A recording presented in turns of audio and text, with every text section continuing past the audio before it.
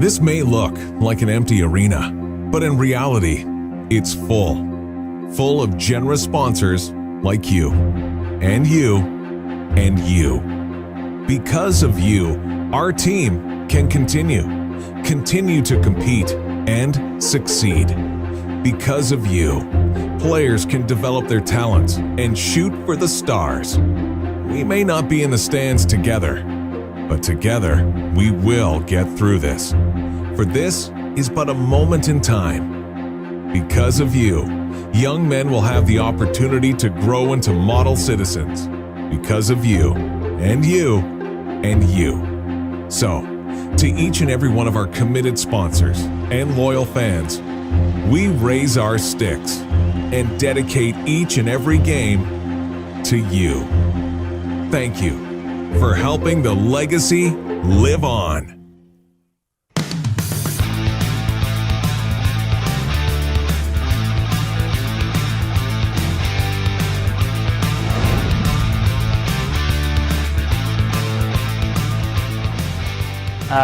Who's your favorite current or retired NHL player? Favorite NHL player of all time, Bobby Orr. That will be that forever. That will never change. Now, what's your favorite food? Favorite food? I like Chinese food. I'd probably have to say Chinese food. Big fan of that. I also like ice cream. Big fan of desserts. What's your favorite pastime when you're not playing hockey or working out? What do you like to do? I used to longboard a lot in high school. I'm a big fan of longboarding. I like to fish a lot too. Big fan of fishing. I'm a big fan of tattoos, as you could tell. So I do pay attention to. I spend a lot of time like looking at tattoos and stuff like that. When you think of a favorite memory or moment being a trail smoke eater, kind of what does that look like? What's a moment or memory you look back on fondly? So actually last year when we lost in Game 7 of the second round of playoffs, just being in the locker room with that team, I've never felt so overwhelmed with emotions, with playing with such a good group of guys. I didn't want to leave that locker room. I had a feeling where I never wanted to play with another team after being so close with such a good group of guys that it was probably one of the best moments I've ever had in my hockey career. When it came to picking, a junior A team, playing in the BCHL, what led you to making the decision and being a trail smoke eater? So actually, I played with Mac Byers before I came to the Trail Smoke Eaters, and he's actually one of the main reasons to help me get here. He actually talked to the coaching staff for me, and then within a week I heard from Jeff, and I absolutely fell in love with it. Jeff talked to me on the phone for a while, told me all about it, how everything would be here, and I just thought it was a no-brainer to come here. And I've always wanted to play in the BCHL. I always felt like this was the right league for me. It was the perfect fit for my game, so I thought that it would definitely be a good fit for me to come here and see what the experience is all about. What is it for you, in your eyes, what does it mean to be a trail smoke eater? I think it means everything. The legacy, being here, just being in part of the community, just making friends in trail, just having everyone care about you to the point where this is what they do on a Friday and Saturday night. I've never had this experience before where a whole town, a whole city just comes up and gets excited for a team to play a game. And it's just an experience I'll never forget, and it's an experience that I'll have with me for the rest of my life. Now you're picking up a lot of attention right now from scouts. Kind of how special is that, and also how overwhelming is that to have so much, to have that big decision on you right now? Yeah, it's very cool. It's an experience I've never really had before, so it's definitely something that I'll cherish, and it's huge for me and my parents as well. But I credit a lot to it, to playing here, to Jeff. They've done so many things for me to help me get to this point, and I would not be here without them. And what's your favorite thing about trail? About the city? Besides the rink, I love coming to the rink on a Friday, Saturday night. There's nothing like playing in the Minko. But I definitely have to say just the people here, just the fact that everyone cares. You walk around the streets and they know who you are, they point at you, you're just a big deal. And just having that feeling, having that security of the city's behind you is definitely one of the best feelings in the world. And talk about your billet family and how awesome some of the billets here at Trail are. Yeah, I love my billet family. I actually consider myself another one of their kids. So my relationship with my billet family is a lot closer than most. They do everything for me. I try to do as much as I can for them.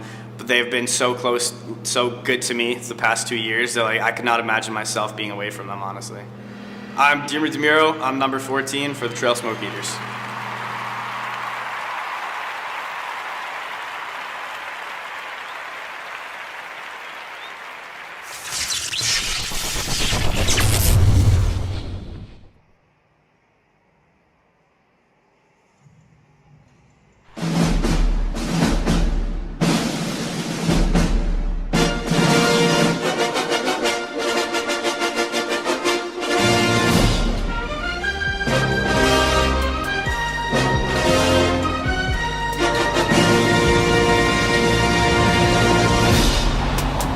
The Trail Smoke Eaters welcome you to tonight's game. Keep in mind that the puck moves at a high rate of speed and may leave the playing surface. For your own safety and courtesy to others, please wait for a stoppage of play before proceeding to your seats.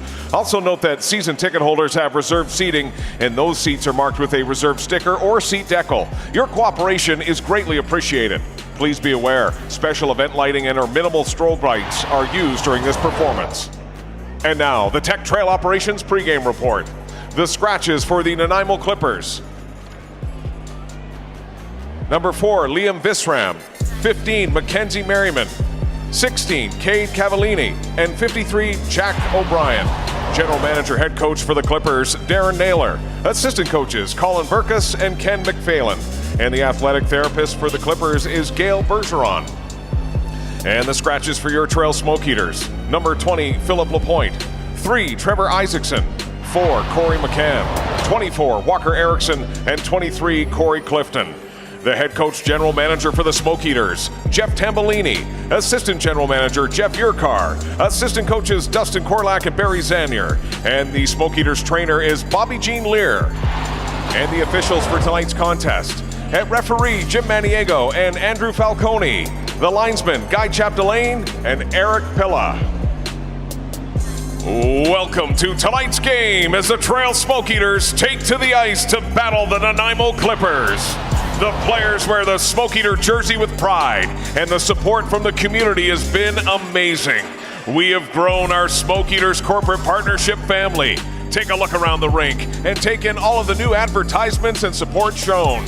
The Smoke Eaters not only thank our incredible corporate partners, but also our volunteers, game night staff, and of course, our dedicated fans for being the best fans in the BCHL. Steeped in hockey tradition, the historic Trail Smoke Eaters encourage our communities, partners, players, volunteers, and fans to band together. Together, we are one. Together, we are Smoke Eaters!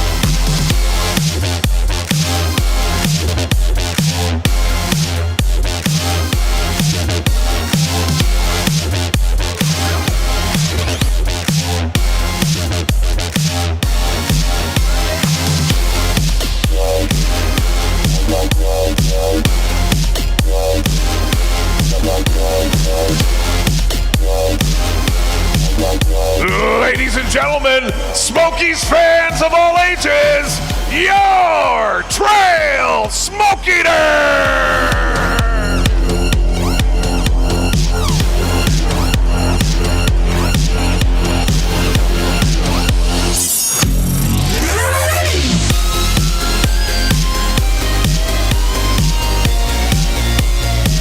Our little Smokies tonight, Ethan McLaughlin, Aubrey Layton, and Ketzler Barclay.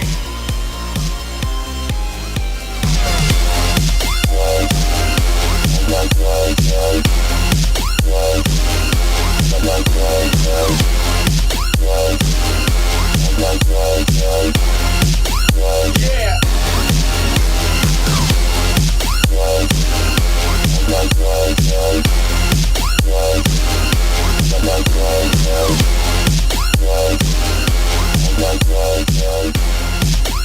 Yeah.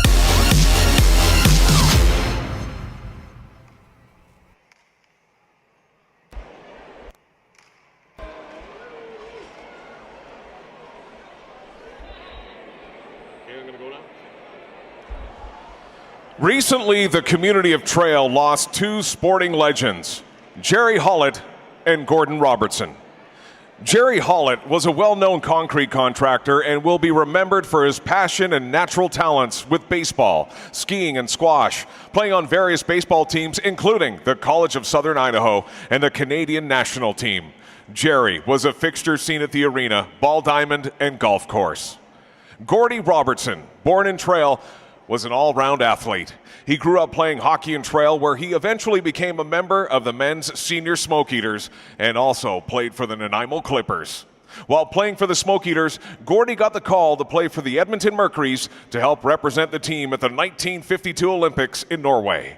Gordy, along with teammate Lou Secco, traveled to Edmonton to play for the Mercuries and eventually went on to win the gold medal for Canada in the 1952 Olympics. Both Jerry and Gordy will be missed by all that were fortunate to have known them. Please join us in a brief moment of silence.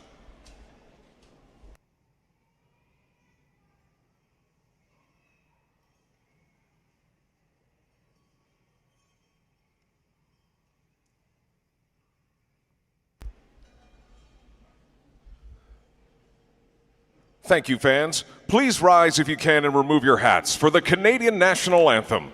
Playing the violin is Omri Olette. Omri is a Twin Rivers student and was chosen to play the anthem on behalf of Twin Rivers Smokies in our school night.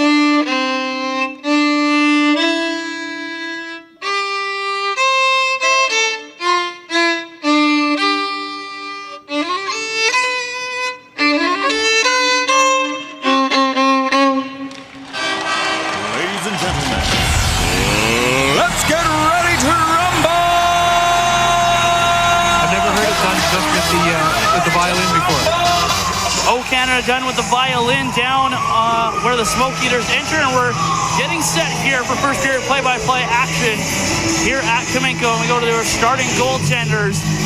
To our right, he's been on a roll. Number 1, Logan Turness gets the start here tonight for the Trail Smoke Eaters. 5-2 with a 183 goals against average and a 947 save percentage. On the other side for the Clippers, it's Zachary Bennett who gets the start. The Winnipeg native is 3-2 with a 198 goals against average and a 939 save percentage. Battle of two top goaltenders. Kamenko is packed. Settle in. Birthday boy Kent Johnson on the opening draw, and he'll lose that one to Maholovic, who gets the start. And now the Smoke Eaters turn it over Freeborn for Johnson, who comes in. Johnson with a low shot, and that one steered aside by the goaltender Bennett. Now the blue line, but Varson with a shot, turns away, comes to Kalel at the doorstep, and he puts it just wide on the second tap. That close to an opener. Puck to the blue line again, but Varson holds it in, throws it to the net, and that one's just comfortably steered aside there from Bennett. Puck comes off the corner boards again to the point, and but Varson just couldn't hold it in. He'll go to Connor. Connor will bring the puck in, gets sandwiched there as he played the puck down into the corner. Smoke Eaters in the midst of a chance as Connor Sweeney will come into forecheck.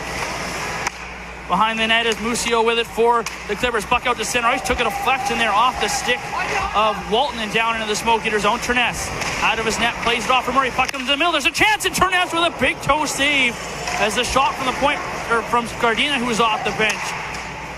The Clippers' leading scorer that close to opening as the Clippers get some offensive zone time. Now Bourne plays it down over to the right point. Coming down is Kennedy. Kennedy off for Kovic. Kyler Kovic into the shot. Blocker to side there by Turness. Around to the side. Good play from Giardosi to lift the stick, and now Ozar will get it, bring it out. Ozar then hit hard at center ice. Now Sweeney in on the forecheck. Took the puck there momentarily from Bennett, but couldn't find a man out front. Puck to the blue line for O'Hearn, and he was just offside there at the Clippers blue line. And a minute 28 in, fast pace. Smoke Eaters close to opening the scoring. Very close to opening the scoring there is Kalella right on the doorstep on that rebound. Almost snuck one past Bennett. And then at the other end, Turness having to come up big with the toe save. I think it was on Kovic in the high slot. And a big save there at both ends, as we're not even a few minutes into this game, and both teams could have been on the board already. Here's DeMiro picking the puck up. He'll chip it in and go into the corner after himself. Lost the battle and it's played up the wall. Williams hit there by Costello, and the backhand there into the middle by Wash was taken away. Smoke Eaters, Murphy Johnson shoots it right down onto the net of Bennett, who's not going to take any chances and hang on for another draw here. Another whistle shot, 3-1 right now in favor of the Smoke Eaters. We missed it off the pregame show. The Clippers come in 7-game win streak. Smoke Eaters with an 8-game win streak. One of them's going to end here tonight, and they've got quite the crowd here to please. It's the unofficial game of the week here in the BCHL, I gotta say. They're still streaming in up at the gate too. Clippers win the draw, and Agrogenis will keep it in his own end. Now he'll go to the opposite side, in it with Williams. Williams with a move, goes to the backhand, goes around Murphy Johnson, throws one to the side of the net. Turness there held the post and able to make the save. Puck played back in the corner. Murphy Johnson around for DeMiro. Over at the left side now, Defoe takes a hit, plays it forward for Elmer. It's in his feet, gets it off for Ozar, who is centering this fourth line double shifting there, and couldn't pick up the puck. Shot in by Musio. DeMiro first bat to collect. Now Defoe has it in his feet, has to take the check and able to keep the puck. Now go for DeMiro. Hopped on Jeremy DeMiro in the right corner, comes into the middle, and Defoe with a great play. He'll find Colby Elmer, who will skate the puck across center ice and flip it in. Elmer with a perfect tip right into the right-hand corner. Able to let the Smoke Eaters get a full line. Now Clell turns the puck over in the middle for Johnson on his backhand and had the puck, had his stick lifted. And now here come the Clippers the other way. Chipped in now by Dalazana. Down in the corner. After there is Sean Donaldson, who lost out, and now here's Jordan Hendry the other way for Freeborn. In the middle for Johnson. Johnson knocked down. Freeborn takes the puck. Tried to play it to the point for Jordan Hendry, who was sneaking into the middle. And then Hendry did well to recover, make a good hit at center ice, jars the puck free. Connor now in his own end. He'll play it off the glass. And it's held in here by the Clippers. Kennedy with a shot on, and not sure if Baholovic got a deflection on that one, but it was stopped either way by Turness as the Clippers regain possession in the neutral zone and back all the way up to their own net. Walton to center ice for Ryan. Ryan up against Murray, who did well to win that battle and play it back to the Clippers blue line. Shot back in now by Kennedy, and comes out front for Turness, who hangs on for the draw. It's nice to see Turness getting a few shots here early. 4 shots on goal, getting a good touch as you see him on the screen there now. Such a great start for Turness here this season, and to get a few touches here early is going to let him settle into this game. But should be, I would expect, maybe a low-scoring game. Hanson Mukata at the right point, able to hold it in. Walton trying to turn and shoot that, hit Ozar in the stick there and goes into the corner. Murray and Bitfarson there digging for it. Came out just for one. Now it's free, and Owen Ozar is the man who picks it up now for the Smoke Eaters. Ozar comes up the middle, walks in with a shot that takes a deflection off the stick there of Colton Kitchen and goes up and out of play behind the Clippers net. We're going to try to keep an eye here on the matchups from the Clippers. Obviously, they don't have last change, but we'll see if they continue to put out the line of Mahovlich, Ryan, and Walton, who they started out against Johnson and Kalala here throughout the evening. Well, Scardina's out to take the draw now. His line out to take it up against Ozar, and he won it to the side. Now in the corner, Smoke Eaters win it back. Ozar had it roll away from him behind the net, trying to win it back, and Joshua Bourne's able to get the puck and get it out to center ice. Girodosi chopped off the stick of Kovic and back into the Clippers' end as they'll reset behind their own net. Musio goes to the side for Scardina. Scardina kicks that forward, and they're going to say he took a deflection there off of a Smoke Eater player, so no icing on the play. Now Budvarsson hounded at, but does well to get the puck forward to Costello. Now here's Owen Ozar right through the middle. Drops it for Girodosi. Girodosi has it in his feet and taken away from the Clippers. Costello coming over, just couldn't hold that blue line. And the Clippers will get to reset as the Smoke Eaters tag up. Again at center ice, tipped in here by Kovic. Over into the left or right corner there for Murray, who will get it up for Kriski. Kriski off the boards trying to find Senko. That's picked off in the middle of the ice there by Agrigenis. Scramble for it here in front of the Smoke Eaters bench. Shot in. Murray comes back to collect now. Murray reverses for DeMiro. DeMiro finds Elmer right off the bench. Elmer tried to tip it forward, and he gave it right to the stick of Williams, who then brought it back in offside for the Clippers. It's kind of interesting to see that the Smoke Eaters, as great as they've played the last 8 games, that there's still a few players that we did expect to put a few more points on the board haven't actually hit it yet, and it's been mostly on the shoulders of Kalala and Johnson and DeMuro, who've been putting up most of the points. And you got to think someone like Ozar and Girodosi are going to start finding the scoreboard a little more often here as well for the Smoke Eaters. Well, Ozar was riding a 8-game point streak that did get snapped on Sunday, and Ozar is third in the team in scoring, but a lot of those have been on the power play as the Smoke Eaters get the puck, and Kieran O'Hearn brings it across center. Pass off for Connor Sweeney. Sweeney in, waits to the backhand, tried to find Elmer, and the pass was just behind him. Connor Sweeney doing so well there. Now DeMiro with a great play there to knock the puck away from a couple Clippers. Tried to play it forward, and it's shot back in by the Clippers down into the Smoke Eater zone. Both teams completing a line change here. O'Hearn from behind his own net. Played it forward for Kalala, a bad pass. Here's Agrigenis coming in the middle, and it rolled away from him. And Smoke Eaters take it away. Now Johnson sidesteps one Clipper. Plays it off for Freeborn. Freeborn waiting, trying to throw it out front there for Kalala. And he just couldn't do it. Now here's Johnson out front for Kalala. Couldn't get the shot away. Johnson back on it. They'll get it try to get it to the point. Now he's double teamed in the corner. Freeborn's able to pick it up. Liam Freeborn behind that goes to Kalala. Kalala with a shot. It's off the goal stick there of Bennett. Back to the point for Kalala. To Powell Connor, who comes down the point. Connor with a shot, and that's into the glove there of Bennett, who picked that one up late, but was able to make the save. Tough save there by Bennett with Freeborn right on top of him. Just about got a tip on that. That would have been interesting if he would have got a stick to that puck, as Bennett was kind of in an awkward position. He was kind of standing up. I think he'd be a little bit more down with that one being that close, but he kind of reached down and grabbed that puck. 13-19 to go here in the first period.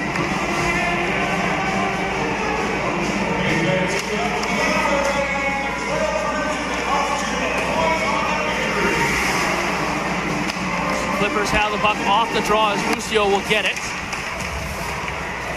Puck deflects out to center ice where Connor will get in and shoot it back to the Clippers blue line, where it's then picked up by Drasner and shot into the Smoke Eater zone. Connor had to jump out of a check there, and now Murphy Johnson with a good cross-seam pass finds Tyler Girodosi. Girodosi will just take the puck, shoot it down into the Clippers zone, gets it right back. Girodosi, sharp angle shot, stopped by Bennett, rebound. Ozar couldn't pick it up.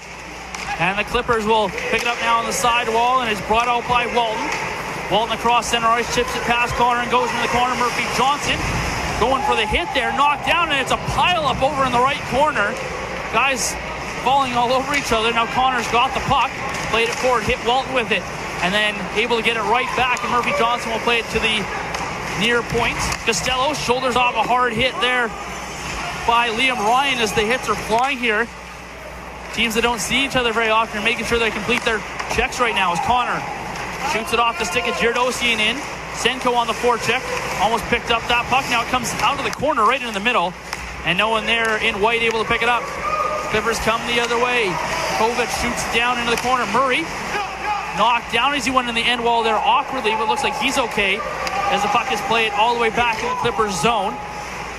Was shot back there by Scardina, so no icing on the play. Is now Bourne will pick it up. Joshua Bourne. I want to say Jason Bourne so badly. And the puck is flipped in. Scardina goes after there to the right corner. Goes back behind the net. Murray's able to pick it up. He'll walk out of the middle. Has a stick poked and then did well to dive out and play that one into the neutral zone. And just couldn't find Krisky. Now Hendry hit hard there as he tried to jump up and grab that puck. Looks like he's okay. Is now a backhander on net from Kovac, steered aside by Terness. Now Scardina at the side wall, digging for it. Comes for Costello, who plays in the middle for Senko, who chips it off for Krisky. 2-on-2 the other way. Max Krisky turning, lost an edge, but keeps the puck. Goes across, trying to find Colella off the bench, and that one read well by the Clippers. Agrogenis comes the other way now for the Clippers. Stops inside the blue line. Now a shot from the point goes wide of the net as he was shot on by Colton Kitchen. Agrogenis still with it. In the corner, DeMiro plays it up. The wall taken away. Now with it is Williams. As Williams walks to the point, walks the line. Now turns and shoots it down low. Came off the corner boards right for Budvarsson. And Liam Freeborn will get the puck out to center ice. And Kalila just couldn't take that bounce to pick up that puck. Now DeMiro gets a fortunate bounce, and here comes Jeremy DeMiro. He'll chip the puck in. Kalila will go in after up against Musio. Gets it to Johnson behind the net. Johnson comes out to the point for DeMiro. Now to the left side for Budvarsson. He'll wind, fire, takes a deflection, and it's underneath Bennett, who's able to make the save, but Bennett wasn't sure about it. That was close as Bennett able to squeeze that puck under his pad against the ice after the tip there, the puck coming from the point. And a nice opportunity there by the Smoke Eaters as we're just about at the 10-minute mark here. And this is probably their closest opportunity here, that long shot. You can see it just sticks right under the pad, and I think it was Johnson came in, saw it for a second, took a poke at it, but Bennett able to hold that pad tight against the ice and hold on to it. Face off here in the left circle of the Clipper zone. Johnson on the draw. Johnson losing that one there to Maholovic. Puck behind the net. Freeborn after goes to the back of the netting, and it's stuck on the back of the net, and they'll get another whistle here at Kamenko. 10:05 to go here in the first. Yeah, just thinking of the pregame interview there, you played with the head coach Tambellini, and he talked about a quick start here for the Smoke Eaters in that first 10 minutes being key, and they've played well here through the first just about 10 minutes with a few opportunities. Clola with a swing and a miss, didn't work, comes out of the sidewall. Johnson all tied up, but has the puck in his feet, trying to find Kalila, and then hit Kalila in the skate, and it goes right to the stick there. Walton shoots it down, and that'll be icing here against the Clippers with 9:49 to go. Smoke Eaters will change up their unit here on the icing. Defoe, Elmer, and Krisky, the crew that comes out with Connor and O'Hearn on the point. And a tired Clippers unit out there right now. Krisky on the draw. Lost it. Puck goes down behind that. Drasner shoots it around for his defensive partner, and Musio hopped on him, but he's able to get it forward to his forward crew there, and Ryan battle for it at the blue end, comes out. Elmer trying to shoot it right back in, and it comes back to Kieran O'Hearn. He goes to the right side for Connor, tipped in by Krisky. Elmer going in after it, almost knocked it free, and then Defoe chopped at it. It stays here in the Clippers zone. Musio tied up here by Elmer as he goes to the side wall. Defoe coming in to try and help out. Krisky's there as well. Puck's free. Scramble. Krisky, they're just hacking at it right now. Elmer does well, and he'll play it down in the corner. Defoe puts on the chase. Defoe has a stick lifted. Krisky now has it behind the net. Max Krisky comes out from being all tied up, trying to turn and find Colby Elmer in the middle. Puck's in the feet there, comes right through the crease as Krisky chopped at it. And out the other side now, Ryan. This is the tired unit right now for the Clippers, who have been hemmed in their own end. Krisky behind the net, still battling. He'll get the puck to the point for Connor. Connor waits, sidesteps his man, takes a shot, hit the crowd there in front as it hit Maholovic. There in front now, Colby Elmer. Smoke Eaters in the midst of a change as O'Hearn gets the puck for Ozar, who's fresh. Owen Ozar fakes throw around behind the net. He's knocked down. Puck goes to the far wall. Connor comes down, trying to hold that puck in, and finally the Clippers will get it. And Musio's got time to bring it to center ice and shoot that puck in, as the Clippers were gasping for air there in their own end. Now Giardossi chips one forward for Ozar. Great play. Pardon me, that was Sweeney who tipped it. Now Ozar in the middle. Owen Ozar waits, turns, shoots. And that one goes wide of the net there of Bennett. Sweeney battling for the puck, just couldn't keep it in. Brought out now by Dalazan, and he hit the linesman. And Giardossi will come the other way now for the Smoke Eaters. Giardossi waits, toe drag, shoots, and a good blocker save there by Bennett as Giardossi with a nice move there, got a quick shot away. Puck goes around to the other wall. Murray holds it in. Murray has it then bounce on him. And here come the Clippers the other way with numbers. Dalazana comes in looking for the one-time pass. Walks in with a sharp angle shot. He put it off the side of the net. Murphy, Johnson, and Costello come back, get the puck. Sweeney will get it to the opposite side, just out of the reach there of Giardossi. Smoke Eaters start to change as Murray has it in his own end. Murray now for Giardossi. Drops it for Johnson. Johnson had it poked on him, and now Giardossi will pick it up. He'll drop for Murphy Johnson. Kovic pressuring. Kovic goes for Murray. Murray crossing pass, trying to find Kalila, and a great read there by Joshua Bourne to take that away. Now Kovic brings it in, goes across for Bourne. Bourne trying to play it in the middle for Scardina. Puck now goes off the side. There's a chance, and Terness had to make the save in tight. Now the puck hits the referee behind the net. Johnson hit hard from Scardina. Kovic coming in. He's tied up there by Murphy Johnson. Johnson then gets the puck and plays it right to Kennedy. Kennedy with a shot. Stopped by Terness. There's a rebound. And the Smoke Eaters will get it the other way. And now here's Michael Kalila going to try and put on the Jets. Kalila with a move, and he left the puck behind. There's the skate of Ladone able to break up that play. Now but Varson at center ice shoots the puck. He comes into the middle dangerously off the corner boards. Bennett not used to the bounces here. But it's still scoreless as we go to our first period media timeout here in Trail. This may look like an empty arena, but in reality, it's full.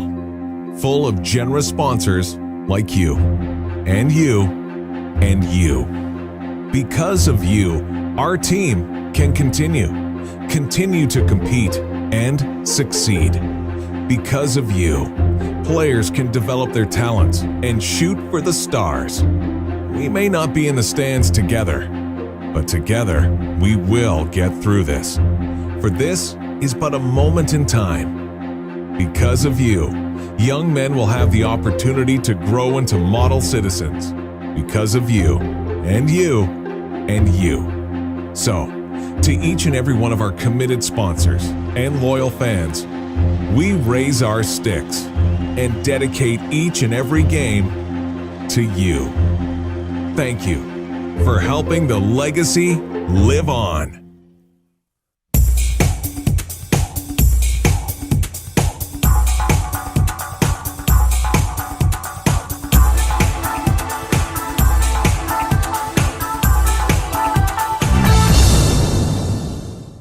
Thank you from myself, the management staff of AM Ford, for helping us reach this 35-year award benchmark from Ford of Canada.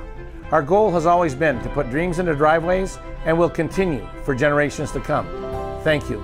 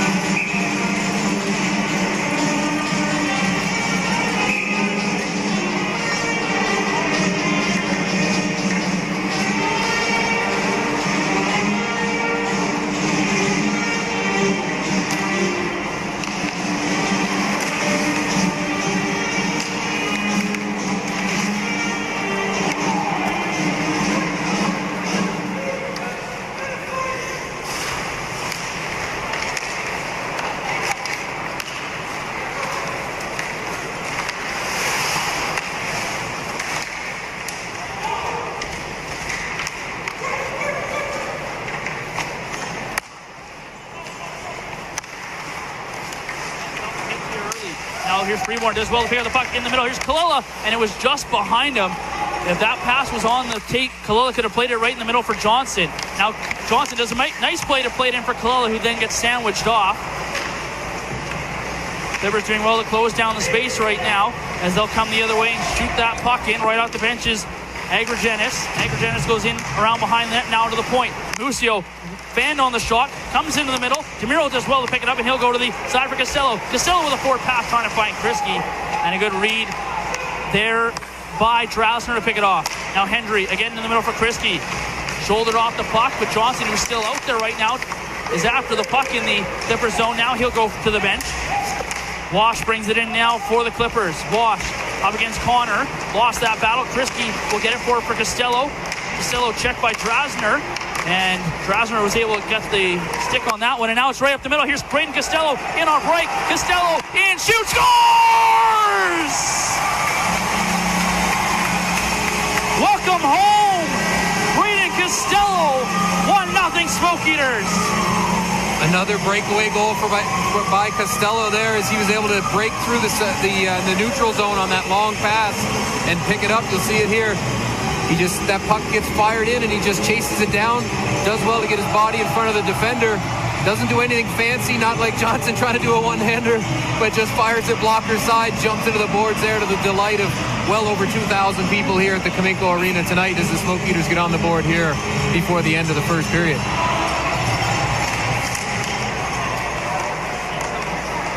Pardon me, Senko with the assist, I think, on that one as well. And as Costello had the puck knocked off his stick, went right to Costello, and it's 1-0. Clippers float the puck out to center ice, where Kieran O'Hearn will pick it up. Kriski with an assist as well. Now the puck thrown in the middle, and Walt looking for a deflection, didn't work. Comes to the other point, Terness makes a save. Rebound, big save by Logan Terness. That will bring the fans to their feet once again as Terness stops his man on the doorstep. Another shot tipped on there right on the doorstep by Walton. It was stopped again by Logan Terness. Wow, what a save there is Terness. After the Smoke Eaters give them the 1-0 lead, the Clippers come right back, and Terness has to be sharp as that puck came to the front of the net. There's the rebound, slides across, full splits, and gets the pad on it, kicks it out, and then picks up the rebound a few moments later here to get a break in play. Face off here in the right circle. Face off here, right circle of the Smoke Eaters zone. Played off the glass for Kriski, trying to collect the bounce. Comes free for Costello. Kriski had to hop over that puck. The Smoke Eaters get into the Clipper zone. Costello trying to play it down the wall. Now he'll get it there for Senko. Senko for Kriski, who gets up out of the pile and goes in the corner after it. Max Kriski had it knocked away from him as he was double teamed, and here come the Clippers the other way. Kovic flips it past Connor and goes into the corner, but Varson gets there first for the Smoke Eaters, but he's tied up on the end wall. But Varson gets it back, and Connor will pick it up now for the Smoke Eaters. He'll turn as he didn't like what he saw and go back behind his own net. Now to the left side for Budvarsson. Budvarsson with a good move for Costello. Gets it right back, and then Budvarsson has stick lifted. Now Costello brings it into the Clippers zone. Picked up by Sean Donaldson. Donaldson knocked down as he came across the Smoke Eaters blue line, and the Smoke Eaters pick it up, play it back in the neutral zone. Tipped in from center ice by Scardino, right down on Terness, who will leave it off for Connor. Connor now to the side for Elmer. Elmer almost had the puck roll away from him, but does well to keep it. Colby Elmer in on the left-hand side, goes in around behind the net, trying to throw one out front, and a good stick down there from Bennett. Stop that pass into the middle. Clippers come the other way again. Now behind the net with it is Menez. Menez up against a couple of players, gets the puck to Donaldson. Donaldson comes out sharp angle shot. Terness doesn't know where it is, and it's in his equipment. Menez kind of plead his case for a goal, but that one didn't sneak through. Gotta be good to be lucky to be good on that one. It's come to the front of the net. Terness, no idea where it was, and it just stuck underneath his pad, and able to hold that one out as the Clippers come close here late in the period of evening this one up. I tried that saying, where did I say it? I think I said it Friday in Duncan. I completely messed it up and just butchered it. You just rattled it off like it was nothing.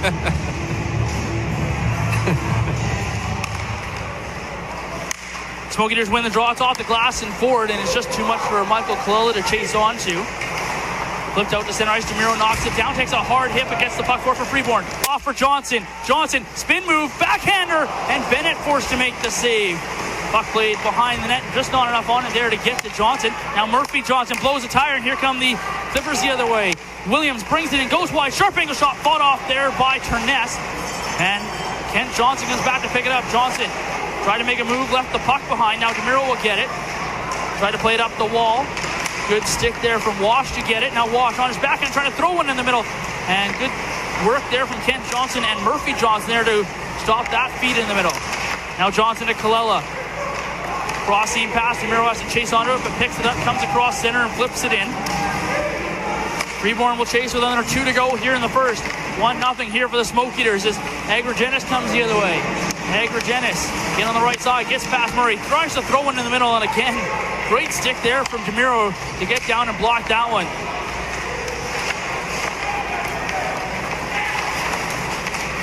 Smoke Eaters now the other way is Owen Ozar. He comes in across the line. Ozar drops it. Chirdosi shot in and out of the glove there of Bennett.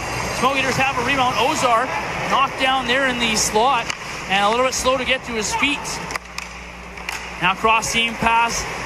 Finds the man of Walton. Walton coming in, and he was closed down there by Kieran O'Hearn. Now Murray comes in, he gets a hit, and that's going to be a penalty. And Walton's going to go to the ice. Murray, a little bit of arguing. And there wasn't a lot in that. And I don't mean to be rude or to say anything against Walton, but he turned and looked at the referees, and I think he's selling it just a little bit. That was not that hard of a hit. Yeah, I'm not sure if we're going to catch the replay of that. I haven't seen the signal of what they're going to call it, but not sure if he came and maybe hit the top of the dashboard there on the way down or not, but he's getting looked at there by the trainer as the officials talk it over. I mean, you hope he's okay. You hope it's nothing serious, but he was hit. He stopped, he looked, and then hit the ice, and then looked again. I mean, and now the referees are talking about it. You're seeing it more and more nowadays where players are trying to get the most out of a call by maybe staying down a little bit longer. I'm not saying that's the case here at all. It looked like it was a butt end hit. Wasn't in the numbers. It looked more of like a hip check there from Murray. Almost got him on the side and kind of spun him around a little bit funny. Maybe that's how he kind of came down along the boards. But you do hope he's okay. He is still down, and you do hope the best right now for Travis Walton.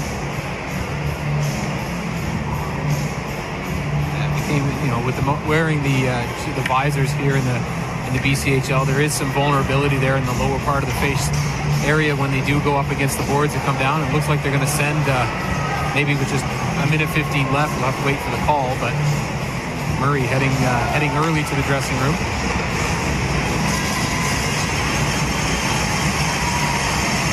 And Walton being helped to his feet here, and it does look a little bit more serious than maybe we thought.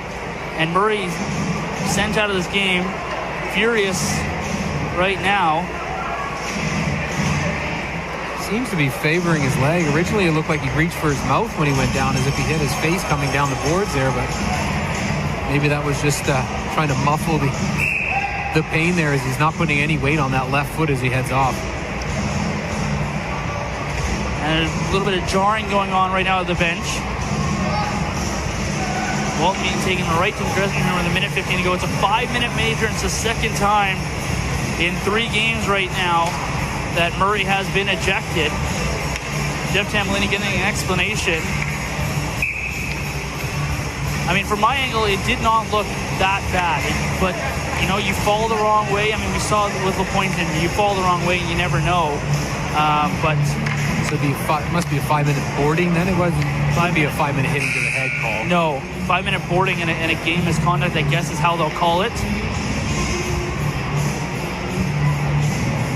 Nanaimo's 6th-ranked power play here getting a chance.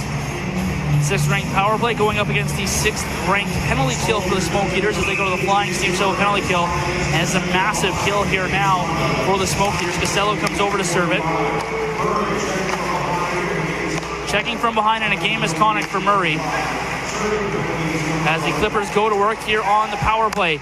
to the point. Drasner with a shot, doesn't make it through the crowd. Comes to the sidewall. DeMiro does well to get a stick to it. And Kriske will come over, get the puck, and backhand it all the way down the ice. We're in the final minute of play here in the first period. 1-0 here for the Smoke Eaters as the Clippers come the other way. Sean Donaldson brings it in. Now to the side for Kovic. Kovic stops, goes to the point. With it now is Ledone. Now in the middle at the blue line is Drasner. The right side is Gardino with a shot. That didn't make it through the crowd.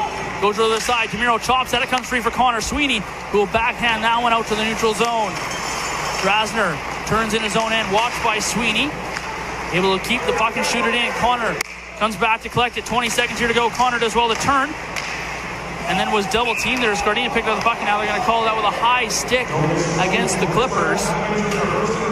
Bring the face off outside as well here with just 16 seconds to go.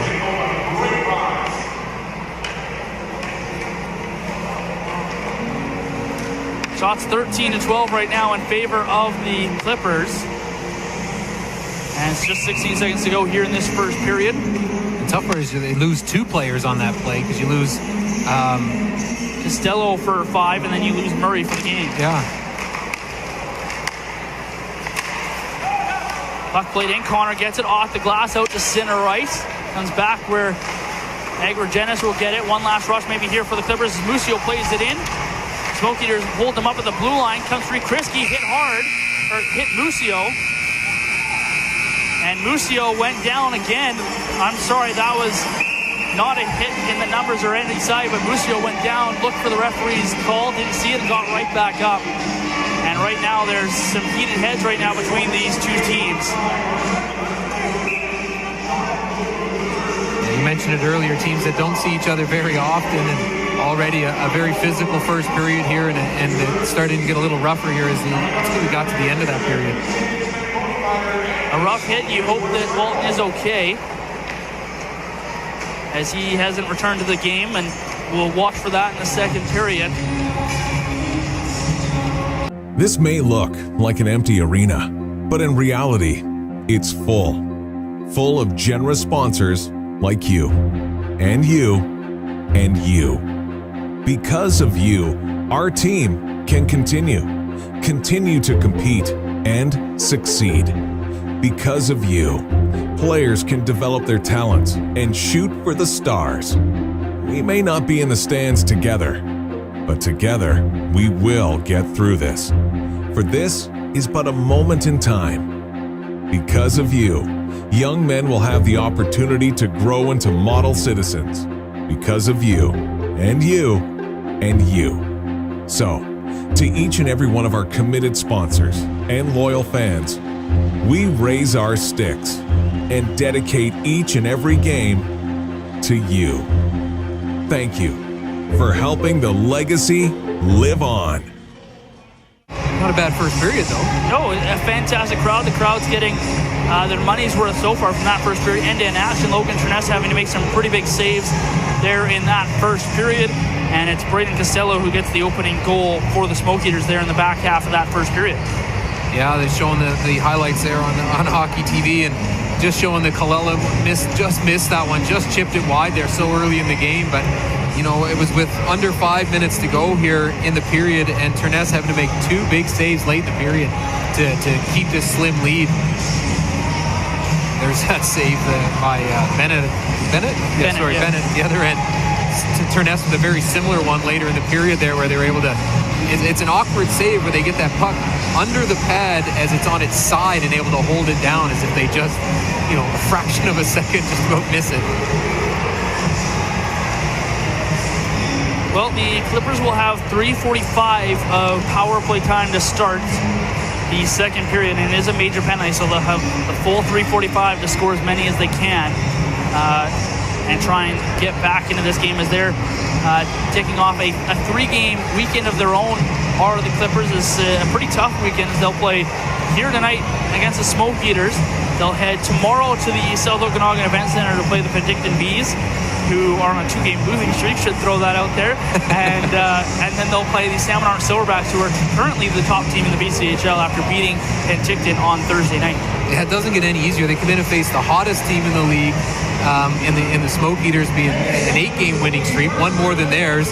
They go to the second-ranked team in the country, Penticton, tomorrow night, and then now hitting the top 20, the Silverbacks, the night after. That's a tough road trip. I don't know. It doesn't matter where you're coming from, but if you're coming from Nanaimo with all that travel, that's a tough road trip for sure. Yeah, no doubt. Not a trip I would ever want to take, but a trip. You know, Smoke Eaters just got back from their own island trip and have another one booked. Where are we? In November. So nice that we can get those out of the way early. Before we go to our interview, we'll play. What do we got teed up here in this interview? Kent Johnson was on TSN 1040 this afternoon. The birthday boy. There were some audio issues with Kent. I don't know if he was underneath the arena when he was on his phone or where he was, but he kind of cut out a few times. But they did well to keep it going. It's about a 5-minute interview. We'll play that for you here in a moment. But your first time being back here on the broadcast since the Cranbrook Bucks were announced here, Rob. And let's just, you've been around the Kootenays a lot longer than I have. You know this hockey market better than I do. Kind of what were your thoughts about it, and what do you expect from the Cranbrook Bucks? It was a really unfortunate situation there with the ice leaving, as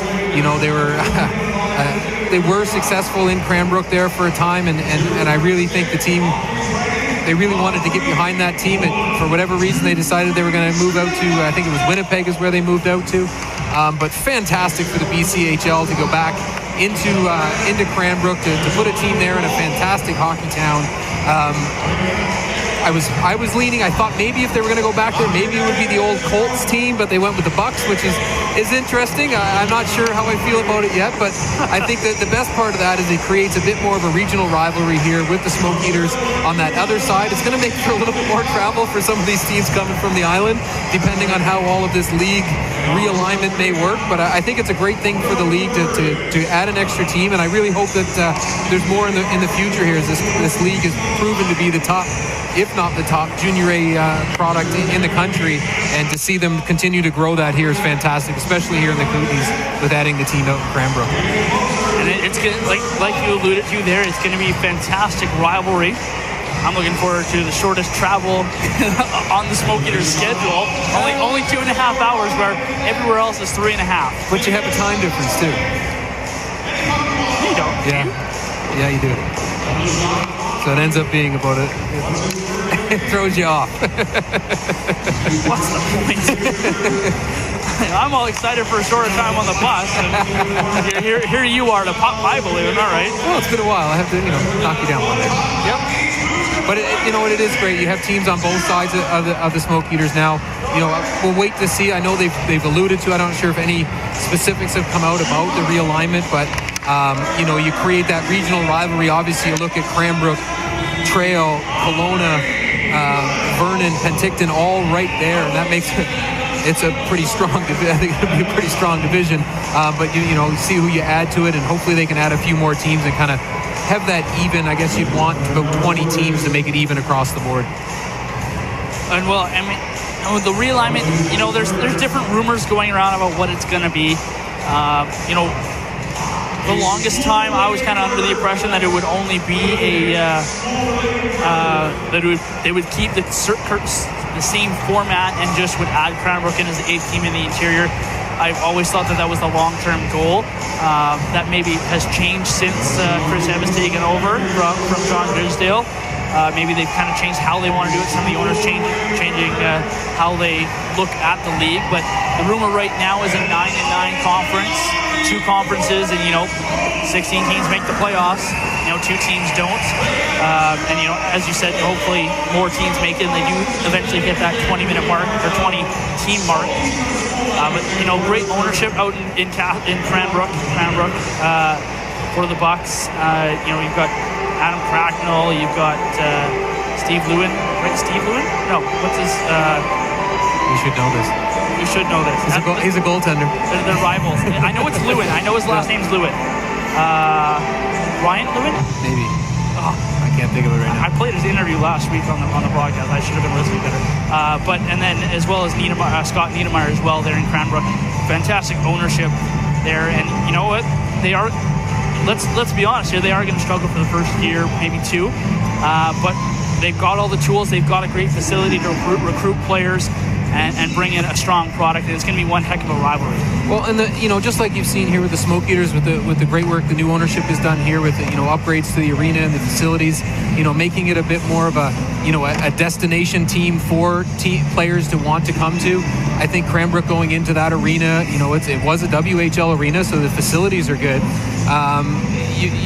And the fact that there's no draft here, there's no, I don't think they're going to do like an expansion draft. So, who knows the connections that ownership group might have and what type of recruitment. There's a lot of opportunity there. You're going to fill an entire roster. So there's a lot of guys that might be looking for, some playing time here in the BCHL, and that's going to open up a huge opportunity for them to bring in a big number of players. So it's not one of those ones where that expansion team might come in and struggle. They might recruit right off the top and be a top team in the league or conference or however they decide to rearrange it. I don't know. Again, this is just rumor. This is not fact at all. The understanding is that you go to 2 conferences of 9 teams. Merritt would move into the mainland division, the mainland island division, and Prince George would come into this division. And that's a lot of travel. I'm griping a lot about the travel. All they got to do is sit on the bus. Our bus driver, Daner, is phenomenal. Shout out to him for just driving us around all last weekend. Those tough 3-3s. Got us to Prince George a couple weeks ago. Got us taken a few weeks ago. Just fantastic bus driver for the Smoke Eaters. I know there's another one. We had him in the preseason. I didn't catch his name, and I feel really bad. But if the other bus driver is listening, we love you too. I'm glad that you're able to drive for us and keep us safe out on the roads for the Smoke Eaters. I bail you out on that one, but I don't get to go on the road trips. I don't know the bus driver. Yeah, there's a reason for that. We say it's a tight budget. We just again, small doses, Rob. Small doses. Well, we'll play that interview that played on TSN 1040 today with Kent Johnson. He was on about 2:45, so 5 hours ago he was on the broadcast there in Vancouver for TSN 1040. We'll play that for you now. Again, the phone kind of cut out a few times, but Kent able to give some good answers there on the broadcast with Sakaris and Price there at 1040. We'll come back then with the BCHL out-of-town scoreboard, NHL out-of-town scoreboard. We'll see what's going on in the world of sports, and then we'll have the second period. It's 1-0 here for the Trail Smoke Eaters over the Nanaimo Clippers as we take a break here from Kaminko. Now 2-on-1 the other way. Johnson with Freeborn. Kent Johnson waits, shoots, scores! Kent Johnson restores the 4-goal advantage. Gets his name on the goal column once again as he beats McGovern, and he answers the Prince George goal with one of his own.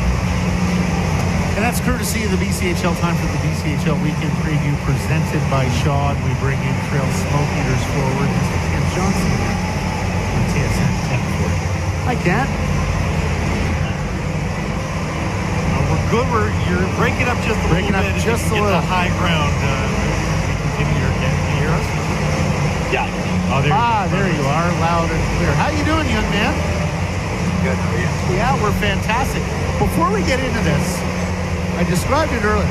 I saw that shootout attempt of yours recently with the slow entry onto the goalie, and then not like that quick explosive move shot or deep, but a slow little flutter shot as well. Where'd you learn that one? Kind of just fooling around after practice a little bit. Just kind of got creative on our goalie there. Kind of knows all my moves and kind of thought that was nice enough to get. How many creative shootouts moves do you have in the repertoire? I don't know. Just try to switch it up a little bit every time. Keep the goalies guessing. Try to slow it down. Do you even have both hands on the stick when you flick it in? Yeah, I guess you do it very last second. You came in as to almost show the goaltender that I have no intention of taking the shot. It was rather bold. Enough of the creativity. We don't like that in sports people.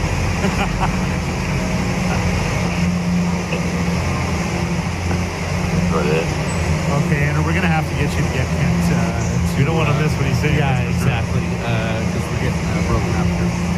If you don't know Kent, he was the youngest player in the BCHL last year as a 15-year-old. And this year, well, Mike just the best. He's leading the BCHL scoring. He's got 26 points. He's off the University of Michigan next season. Well, of course, our old buddy Jeff Campbell, coach, sent him to Michigan, of Michigan as well. Okay, Kent, we're back on the line here. Certainly hope the connection is good. What, Port Moody kid, Burnaby Winter Club kid, what was it about the BCHL that attracted you and made you decide to go that way? That was, I think, hockey and talent and kids. We're all going that route, so yeah, I think that's it. Kent, it's a long road to the National Hockey League. You were getting a lot of acclaim, well deserved, but you still got a lot of road ahead of you because of your draft year. You have the patience right now, considering you're getting some buzz right now. It seems like next year's draft would seem more suitable for you. Yeah, no, for sure. The late birthday can look that good or bad, but yeah, no, I like to think it was good way. And yeah, get another summer to develop and I get to play it for Michigan in my draft. That'll be a great squad. Well, that's always the debate for guys that do have seasons like the one you're having and then go into the draft is they may not get to the NHL right away because they're not ready. You could very well be ready post-draft year to jump into the National Hockey League. You're going to do that extra steeping that a lot of people wish that more players did. Be there for as long as you can, and you want to be ready when you step in. So that's why I think the college route is so good. Kent wanted to ask you about this Trail Smoking season because, boy, lose 6 out of the gate and we're going 8 straight. What's going on there? Yeah, no, it was a tough start for sure. I mean, what it was, the first season was really tough, and then a lot of close games we were coming alongside of. But yeah, no, everything seems good now. We got great chemistry going on. Goaltending's been awesome. So yeah, no, it's really good business. How's Jeff Campbellini? Oh, he's awesome. Yeah, no, he had to be pretty hard on us early there, but now it's been really good. He's been really understanding. Really good person, the guy. He's been great. He's a young guy, not too far removed from his own career. Does that help in some way? Yeah, no, for sure. I think he really knows where the players are coming from, and he's really good about getting through to us, and especially the young guys. So yeah, that's really good. Well, Kent, we're going to wish you the best here this season, and I'm sure we're going to catch up down the road here at some point, my man. Give Coach Campbellini and everyone in Trail our best, and continued success in your hockey career. Yeah, great. Thanks, guys. That is Kent Johnson of the BCHL's Trail Smoking.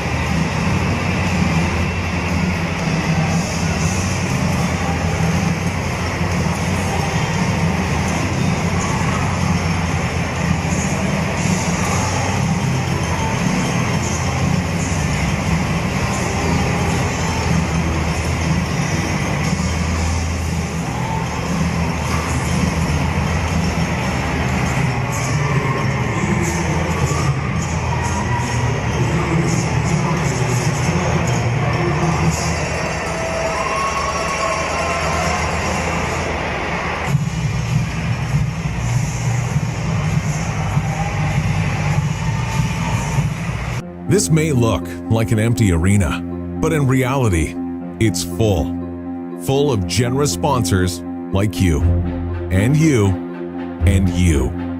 Because of you, our team can continue to compete and succeed.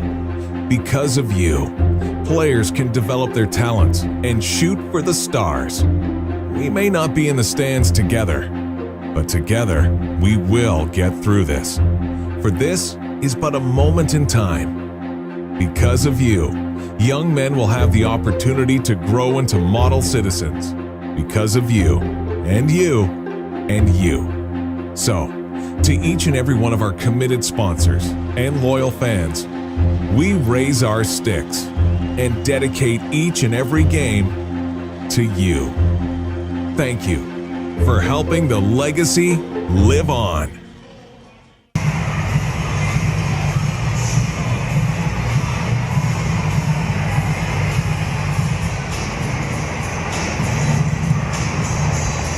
Welcome back here inside the broadcast booth here at the Trail Memorial Center, commonly known as Cominco Arena. Well, 3:45 to go in the intermission break here before both teams make their way back out onto the ice. Take a look at the BCHL out-of-town scoreboard. We'll get Rob maybe to look at the NHL out-of-town scoreboard, see what's going on out there. As the out in Port Alberni right now in the BCHL. In the second period, the Alberni Valley Bulldogs, are tied 1-1 with the Wenatchee Wild. Victoria and Cowichan are scoreless in the second period. Vernon, 1-0 lead over the Penticton Bees. Things starting to crumble there in Bees Nation. That one's long, far from over. That one, the second period just started. It's 1-0. 1-0 for the Vernon Vipers over the Penticton Bees over in Penticton. That's tomorrow night's opponent, the Vernon Vipers. Up in Prince George, the Spruce Kings got a 1-0 lead over the Chilliwack Chiefs. In Surrey, the Surrey Eagles up 2-0 over the Powell River Kings. In West Kelowna, the West Kelowna Warriors up 1-0 over the Salmon Arm Silverbacks. And over in Langley, Langley Rivermen and Coquitlam Express are scoreless right now over in Langley.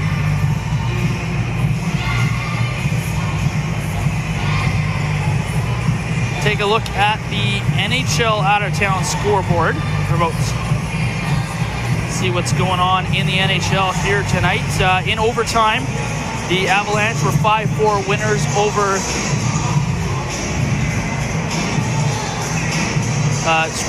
The Avalanche 5-4 winners over the Panthers. The Capitals 5-2 winners over the Rangers. The Penguins with a 4-2 win over the Stars. Still in the third period, late in the third period, the Blue Jackets and the Blackhawks are tied 2-2. The Oilers up 2-1 over the Oilers in the start of the third, and the Ducks are up 2-0 over the Hurricanes. Start for the Oilers. You're one of those, are you? I'm not. My brother-in-law lives in Edmonton. He's a season ticket holder. He doesn't let me forget about all the draft picks and how bad the Canucks have been. So I do keep an eye on where the Oilers are. Not that I'm a fan. Both teams making their way out onto the ice here as Braden Cassell goes over to continue to serve the penalty. And just wanted to, for those that were listening in on Hockey TV, if you had any issues with that interview during the period there, we apologize. We don't have that communication, but I was told here that they might not have been too clear on that interview. But if you were listening on Mixlr, if you also saw it, maybe give us a little feedback if the audio is coming through fine there as well.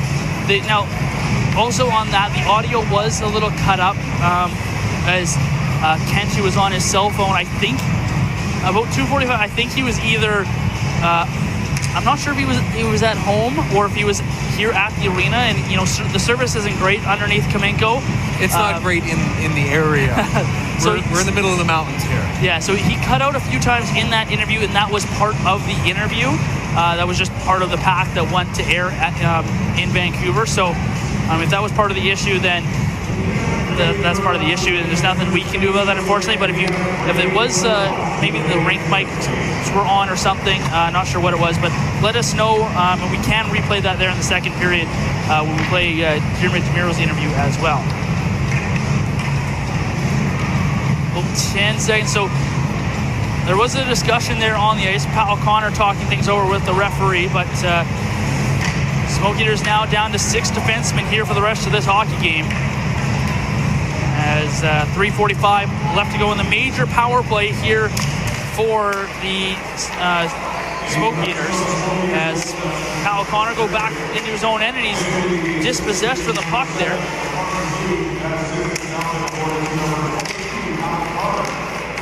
Now Kriske comes in shorthanded. Kriske waits, settles it down, and he gets a shot on that Bennett had to make the save, and he left it off for his defenseman. Now here's trying to bring that puck in. Pardon me, was Bourne, And he had that taken away by O'Hearn and shot all the way down the ice. Bennett will come out to play it. The second, Smokies had to kill off a 5-minute major in Victoria at the end of the second period where they just, it was a perfect kill. The teams didn't get, Victoria didn't get any time to set it up. There's a one-time shot that is blocked there by O'Hearn, and now here's Connor Sweeney shorthanded. O'Hearn was going forward, but Sweeney just played it safe and played it down into the Clippers zone. I like to see the 3 defensemen out there on this long penalty kill. Puck brings out the end wall and goes to the right point for Musio. Now on the corner with it is Kovic. Kovic sneaks in and then is forced back to the wall. Tyler Kovic to the point for Scardina. He'll play it around behind the net. That's going to get past everybody. Jordan Hendry tried to get there and he was shouldered off. Clippers keep it in as Walton has it. Walton up the wall to the point for Ladone. Ladone walks down, passes off. Kovic around behind the net. Now for Scardina, walks down with a shot. He goes wide on the glove side. Comes off the end wall. Ladone with a shot, and he wires that one well wide on the blocker side. Now Scardina, the Clippers captain, gives it away to Max Kriske. He's trying to try and go shorthanded. Kriske waits, and he just had that one roll away from his Scardina with that long reach, got around him. And now Kriske plays it all the way back, and a great play from the corner from Kriske to play it back to DeMiro, who was off the bench. And the Smoke Eaters have some time. Connor shoots it right down the ice, and Sweeney's off the bench, and Connor Sweeney now had to be careful there, but able to get the puck. Now in the corner, Powell Connor gets it to Kieran O'Hearn, who gets it off the glass and down the ice. Solid penalty kill here by the Smoke Eaters. A good opportunity of the with Kriske up ice there. The 2 number 7s coming together, not able to get something on, but Smoke Eaters just being calm, collected, good structure, not giving the Clippers much to shoot. Clippers come in again here as bring the puck in as Wash. Now Williams to the point for Musio. Back for Agrogenis, and now Tyler Giardosi's going to try and go shorthanded, but he went to chip the puck, and it was right into Musio, and he couldn't go the other way. 50 seconds left to go here in the major penalty. Musio plays it in the middle. Giardosi interrupted it only momentarily. Now Agrogenis comes in, breaks into the middle as he passed off there for Wash, and it goes right on to Terness, who's able to make the save.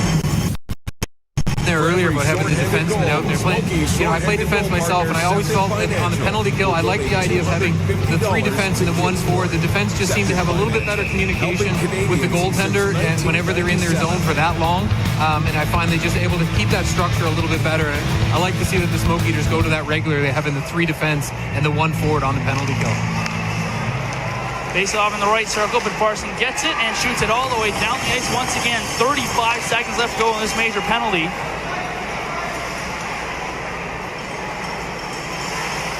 Clippers have to start 200 feet away from their own, or from the goal that they need to be going at. As Ladone comes in, flips it in. Murphy Johnson gets it and just sends it all the way back down, and that will pretty much do it here for the Clippers as they make their way back. Drasner's back to collect. Maybe one last rush here with 7 seconds to go. Drasner to the right side. Bring it forward is Kovic. Kovic trying to get around his man. Lost it. Murphy Johnson gets it off the glass. Down the ice. Costello's out of the box. Great job there. Costello almost out of the box just in time for another breakaway, but just a few seconds behind that one. Puck out to center ice. Tipped in now by Walton. It goes right to the stick of Connor, who played it forward for Freeborn. That's out of his reach, and now it hits a Clippers player. In Scardina, stays on side, then Freeborn unable to get it to Johnson. It's out to center ice where Connor picks it up back for the Smoke Eaters. Now O'Hearn for Freeborn, all the way across for Kalila. That pass is a little bit too hot to handle, and it's going to roll right down onto Bennett. He'll hang on for the draw here. 15:44 to go in the second. A tough start to the second period here for a few of the forwards, though, with having that power play, or that penalty kill go with 3 defense and just a couple of the forwards rotating through. Johnson, Kalila, Freeborn, they've been sitting now for almost a full 5 minutes here to get this period going. So we'll look for them to get things started here in the second. Well, a late change here for the Smoke Eaters as Ozar comes out. He'll lose the draw up against Malovich. Maholit? How do we say that? Mahovlich, thank you. Puck's thrown at the net, and Terness will reach out with the glove and make that save. Shot still even here in with 5 minutes gone in the second period, even with that 5-minute power play. So it speaks to how well the Smoke Eaters played that, not giving up many shooting opportunities and clearing the puck quite a few times, making the Clippers go back for the puck every time, going the full length of the ice and not being able to get anything set up. 1-0 here with 15:32 to go. Smoke Eaters with that goal with under 5 to go, or just over 5 to go in that first period by Braden Costello. Giardossi will now chase in on a loose puck. Colt Kitchen back on it. Giardossi's got it in his feet, and he's trying to hold it up. Then Giardossi hitting the numbers there to the ice. Nothing given from the referees as the Clippers come the other way. But Varson does well to break up that play, and then DeMiro trying to send Connor Sweeney the other way, but didn't quite connect. And now here's Bourne in. Bourne gets past with Varson. Bourne trying to throw one in the middle. DeMiro does well to break that up. And he'll play one off the boards for Giardossi to the point. Musio holds it in. Shot goes wide of the net. Smoke Eaters regroup. Connor Sweeney passes too hot to handle there for Ozar, as I think Sweeney was probably trying to go for Giardossi. Now Dalazana over to the right side, trying to bring that puck in. There was Sean Donaldson, and now he'll come to the net, and a great back check there from Barson to take that puck away. And here come the Smoke Eaters. Costello in, try to cut to the middle, and he lost the puck. And Connor will get it and flip it back in. Goes off the inboards, or sideboard, pardon me, Costello, who then loses it. Dalazana the other way. Now a shot on, and Terness able to make the save as the shot came from Donaldson, who now has to get back as here's Kriske the other way. Kriske in the middle for Senko. Senko pulls it through with a shot, and a blocker save there by Bennett, and then Costello's pass to the blue line. Didn't get all he wanted on that, and the Clippers got it out to center ice, where it's shot right back in by Connor. Now from behind the net is Drasner. Drasner played it forward there for Donaldson. It's hit hard from Costello. Now Kriske on the right-hand side will shoot it right back in as he goes off on a change. Drasner there for the Clippers gets it as Senko goes on the chase. Costello again after it as well, but Musio turns away from him. Played up the boards. Murphy Johnson will hold it. Murphy Johnson going to the net. Hooked at. That's going to be a penalty. The referee right there didn't call it, but the one out at center ice calls the hook. There as Murphy Johnson was breaking to the net. And the Smoke Eaters will go to their first power play here of tonight's game. Tim Bellini talked about it early, trying to get the Clippers maybe to play a little bit undisciplined, take a penalty, a little hook there, and this second-ranked power play for the Smoke Eaters to get their first opportunity and try to open up this game a little bit. Well, the Able Plastics power play goes to work. It's the second-ranked power play for the Smoke Eaters in the BCHL, goes against the second-ranked penalty kill for the Clippers as DeMiro will control to the left side for Johnson. Back for DeMiro at the point. He'll walk in the middle of the shot, tipped on, puck loose in the crease. Scramble on. How did that not go in? Johnson gets it for Ozar. Back behind the net. Smokers have to keep going. Now Owen Ozar goes to the left side for Johnson. He'll play it to the point for DeMiro. DeMiro into the middle. Goes off for Johnson. Johnson shoots, and that one goes right through the crease. Now the other side. DeMiro comes to the right point to hold it in. All the way to the left point for Johnson. Cross for Kalila. Had to take it on his backhand, though. Michael Kalila at the right circle. Below the goal line for Giardossi. They play give and go. Kalila now to the point for DeMiro. Looking for a lane. Goes backdoor for Ozar. Had to settle it down in the middle. Giardossi banging away at it. Puck is in the middle. Ozar took a whack at it, and it's finally flicked out to center ice by the Clippers. I don't know how that puck didn't go in the first time. Giardossi brought it to the forehand and fired it right across the crease. Now Giardossi with a good play, lifting the stick. Ozar hacked at, lost the puck, and it's played out to the neutral zone. Clippers have to rush for a change here as DeMiro comes back to collect under a minute to go on the power play.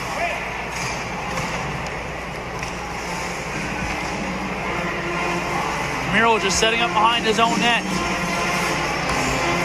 DeMiro drops for Johnson. Johnson off now for Ozar, who comes in across the line. Ozar drops for Kalila. All the way across for Giardossi. Down for Johnson at the left hash mark. Back to the point for DeMiro. DeMiro with a shot through and bobbled momentarily there by Bennett, but he's able to hang on for the draw with 27 seconds here to go in the Able Plastics power play. Yeah, other than that little scramble early in the power play there, the Clippers doing a good job of just boxing out, letting the Smoke Eaters play around with it on the outside of the box there. And that first power play unit spent a minute 33 out there looking, trying to get another opportunity after that first early missed opportunity. On the draw now is Defoe, and he'll win it to the point now. Connor into the middle. Connor with a shot. That goes just wide. Senko picks it up at the right Wall had a hop on him, but then gets it down in the corner for Defoe. Defoe all wrapped up there by Musio. Senko coming in to try and help out, and then knocked down behind the play was Liam Freeborn. The referee not calling anything as he looked like almost a slew foot. Now Freeborn from behind the net. Penalty's almost over. Freeborn maybe hung on to that a little too long, but now he'll get the puck back into the wall. Freeborn knocked down, then again hit into the side boards. As the Clippers take the puck and come the other way. Drasner into the middle, taken away by Colby Elmer. Elmer now for Freeborn, for Senko, back for Colby Elmer. Elmer to the backhand, and that puck somehow stayed out. Bennett must have made a save there with the skate, but Colby Elmer with the goaltender at his mercy, unable to pull that one through. Now Ahern at the point, to the right side for Connor, looking for a lane, sends one intentionally wide. Elmer's after it, and it's chopped off of his stick and picked up by the Clippers captain Scardina. Now to Kovic. Kovic plays that one forward for Drasner, who at the end of a shift just tips that one in. Now on the right corner, Kieran Ahern wins it to Costello. To center ice for Kriske. Kriske in, trying to throw one through the middle for Connor Sweeney. And Ledone did well to break up that play. Now comes back for Kriske. Kriske trying to go to the backhand. And a great poke check there from Bennett. Just knocked that one away. Now to the point, Kieran Ahern holds it in. Ahern sends one wide. Sweeney able to pick it up. Sweeney behind the net for Kriske with a good stick lift. Plays it off the back of the net, but Scardina able to get that one, and he'll play it up to the blue line. Costello just unable to hold that one, and now Bourne will get it and shoot it in for the Clippers. Over to the opposite side. Ahern up against Scardina, who gets to that puck first. Kovic then lost that one to Costello, and the Smoke Eaters will reset behind their own net at the halfway mark here. Given away. Here's Bourne, and he missed the pass. Musio is able to hold it in, though, at the point. Now flip towards the net, there's a back-in tap-in. What a bounce, and Bourne taps that one in past Logan Turness, and it's a 1-1 hockey game here in Trail. Bourne, right place, right time there as that puck bounced around. See it on the replay here, it's on the right side boards. Defenseman just comes in, fires it towards the front of the net, takes a bounce off a body, and Bourne all alone, unchecked, able to just chip that one in behind Turness, who's played so well here through the first half of this game, and unfortunate to get beat on that one where not really an opportunity on a bad bounce that lands on the stick of a man wide open in front of the net.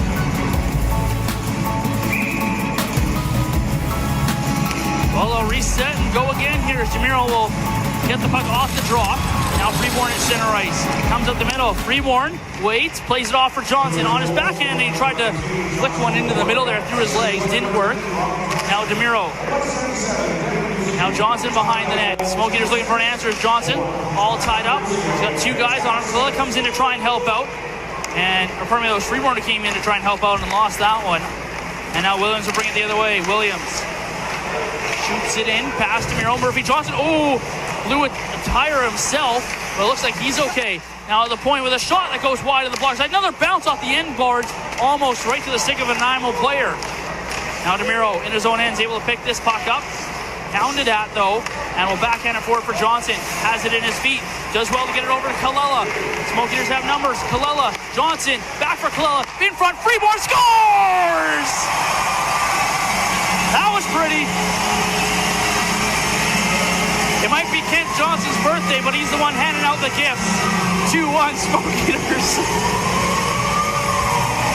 That line comes together once again, continuing their point streak. Kalila and Johnson, just dynamite out there. You like that one?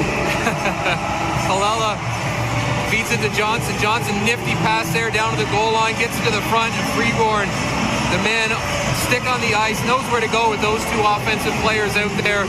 And Freeborn, a 20-goal scorer last year in the AJHL, able to put that one and restore that one-goal lead here for the Smoke Eaters. 56 seconds after the Clippers tied this one up, the Smoke Eaters get on the board. Smoke Eaters looking for more. Sweeney goes to the end wall, lost the battle. Now it's to the point where Budvarsson will hold it in. Budvarsson to the side for Connor, who's got some time, throws one at the net. Puck is loose to the side. Ozar unable to get the shot away. Ozar after it again, trying to get it to the point, taken away. And here comes Walton the other way now for the Clippers. Walton played it in the middle. Connor got it and then is knocked down. That's going to be a penalty here for the Clippers. And the Smoke Eaters will get the man advantage as now it's at center ice. Kovic will touch up Smoke Eaters are going to go right back to the power play here now as they're buzzing just a little bit.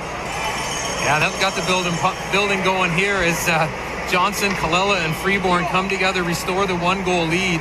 And now, just seconds later, the Clippers take another penalty, an interference call going against Ryan. And that power play for the Smoke Eaters just clipping along here. It's 24%, let's call it. So far this season's going to get another opportunity here. And we're going to go to our second period media timeout is what they've called. And they will call that timeout. Yes, they will. So we'll take a break here. Our second period media timeout. Smoke Eaters up 2-1 here over the Clippers. Are you going to sing it with me or what? All right, take a breath. Here we go. Sweet Caroline. Good times never seem so good. I've been inclined to believe they never would. Last chorus.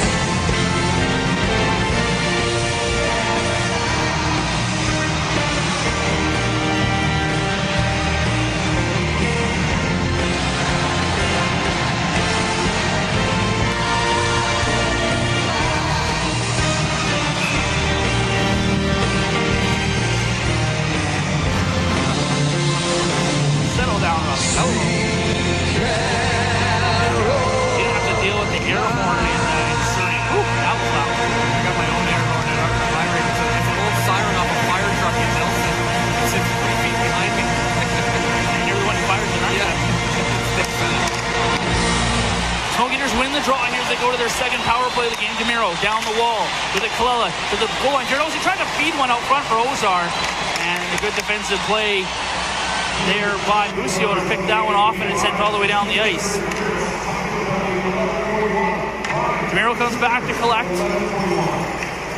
DeMiro will draw it for Johnson, who started all the way back in the Clippers zone. Now here's Ozar with it. Ozar comes in and is checked. Colella trying to hold the wall, but it's shot down the ice here by the Clippers. And they'll have to start again from their own end here with 40 seconds elapsed in the man advantage. DeMiro drops it again for Johnson in his own end. Johnson fakes the drop. Now he'll go nice crossing pass, and then Johnson hit hard away from the play. Nothing given from the referees as Ozar goes in after the puck. Behind the net for Girosi. Now Johnson settles it down for DeMiro. Back for Johnson, who had to take it off his skate as well to get it to the goal line. Behind the net now with it is Colella. Back to the point for is DeMiro. DeMiro looking for a lane. Goes off the stick there of Kovic. Right to Johnson at the left wall. Johnson below the goal line for Ozar. Back for Johnson. Quickly to the point for DeMiro. DeMiro back for Johnson at the left wall, who comes to the point looking for a lane. Johnson walks down, takes a shot, takes a deflection, goes in the air, goes right to Michael Colella at the right side. Back to the point for DeMiro. DeMiro quickly across for Johnson. Try to go quickly back across for Colella, and that's off the stick and up and out of play. And a very aggressive penalty kill there from the Clippers, not giving the Smoke Eaters a lot of time. Yeah, you got to take that time and space away from Johnson. He can beat you either if he's got to dish it or if he's going to take that shot. So soon, you can see the Smoke Eaters trying to get it over to him, getting the Clippers to draw towards him, to open up the lanes, to either give him a shooting opportunity or to find someone. You know, most recently it's been Colella with the finish. So you can see them kind of keying in on that for sure. Senko on the draw is able to win it. Defoe after it now behind the net. Defoe knocked down, trying to keep that puck. As Jordan Henry came down to try and keep the zone. Working on it. Kennedy's got it. Now he's hit by Senko. Smoke Eaters keep the puck and keep it in. Jordan Henry will walk down. He'll take a shot. That's blocked there by Kennedy. Stays in the corner. Penalty now over. Smoke Eaters are 0 for 2 on the man advantage. They're still battling for it. Comes off the end wall to the front of the net there. And then Ladone with a chop there on Colby Elmer, who is now being swarmed by the Clippers.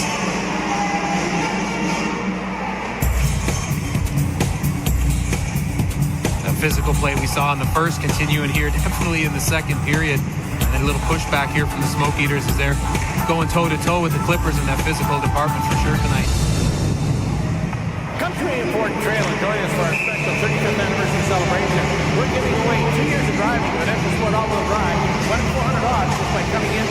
driving the new Aegis vehicle, an AM Ford and AM Plus trail and 0% interest. Clippers win the draw and will come the other way as Kovac comes the other way now.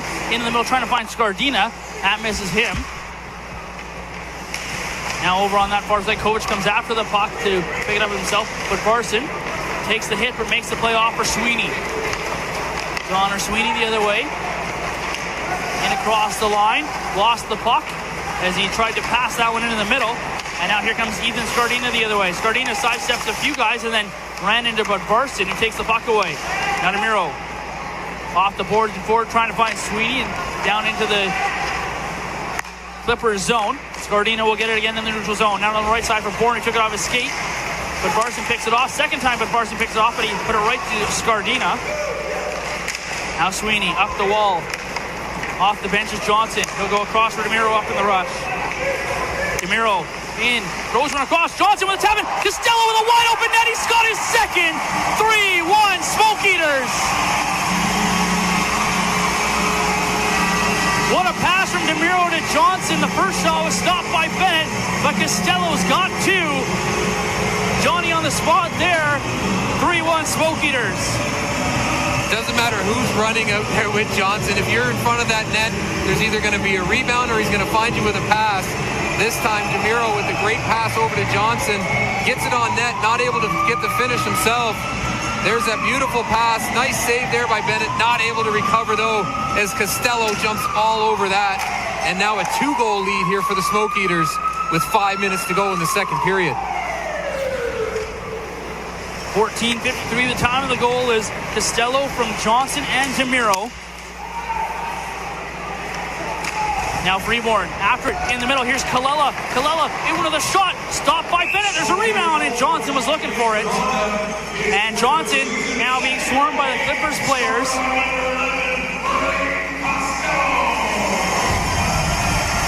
They announce the goal here in-house.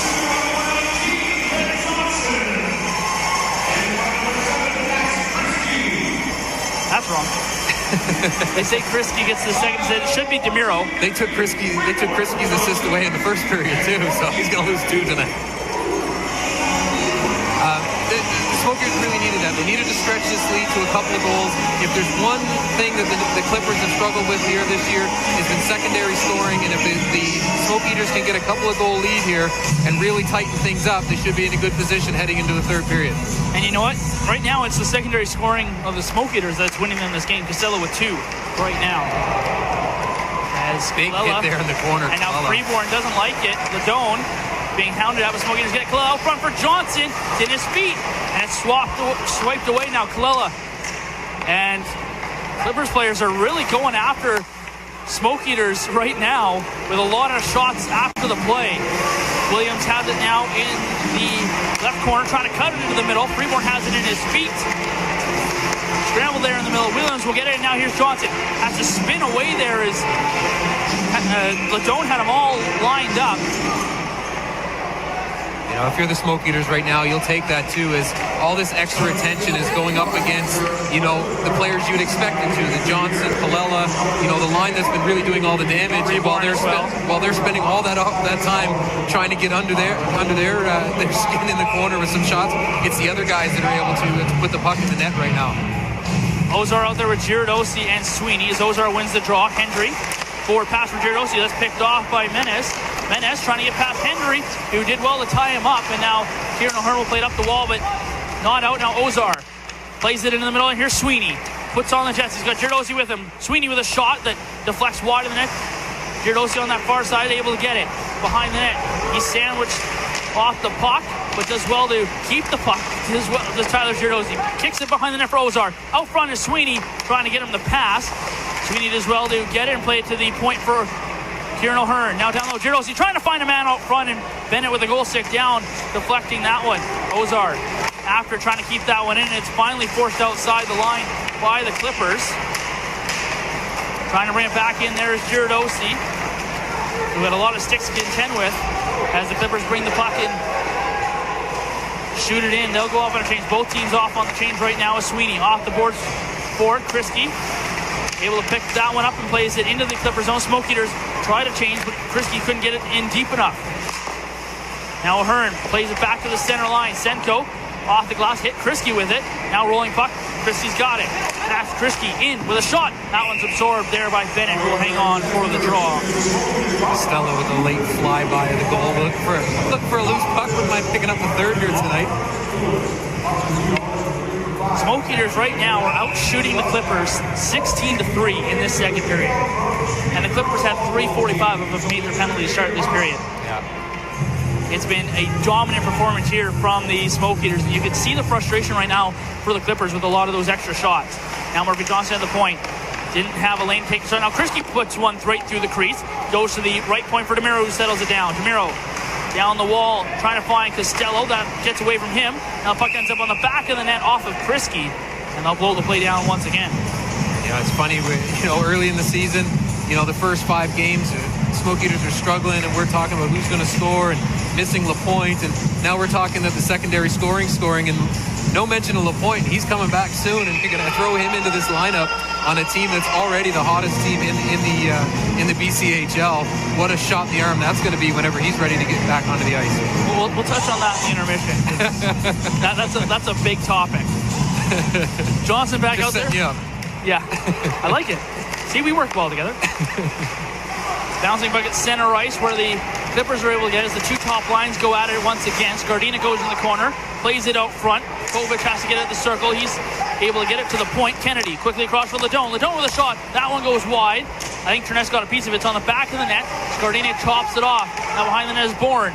Back to the point again. Ledone doesn't have a lane. Now takes one tipped on, and a good save by Terness. Johnson back to get the puck. Now Freeborn spins in his own end. Liam Freeborn goes all the way across for Murphy Johnson. Johnson for great pass for Kent Johnson. In alone. Johnson will try to make the move, and he's just chopped that too many times. Lost his stick, and now here come the Clippers the other way. The puck gets away. Fans wanting a penalty there as Johnson probably could have called a slash on that one. Now it turned over. Here's Kovic trying to go to the net to the backhand, and he whiffed on it. Taken away now by Kalala as the Smoke Eaters come the other way. The minute 40 to go here in the second period. Kalala goes to DeMiro. DeMiro trying to play it down low, taken away by the Clippers. Now Agrigenis comes in. Agrigenis in with a shot, and a pad save there by Terness, who hasn't had to be busy here in the second period. Now Connor into the middle, finds Ozar. Ozar sidesteps one man, keeps the puck. Ozar going in. Oh, and Ozar waits, and then tried to go to the backhand to pass off for Girodosi. And Agrigenis back to knock that one away. Out to center ice, Connor had that one drop in his feet. Taken away by Wash into the corner. Kieran O'Hearn gets it. Up the wall for Sweeney, held in by the Clippers. Bouncing puck comes in, and Terness able to absorb that and hang on as we reach the final minute of play here in the second period. Yeah, Terness not having a whole lot of action here, but he's been in the right position when he's needed to be here in the second period. But you think back to the end of that first period and a couple of the big saves that he had to make there. What's allowed the Smoke Eaters here to get things going in the second period, because if those two big saves he had to make in the first don't happen, we got a whole different hockey game here tonight.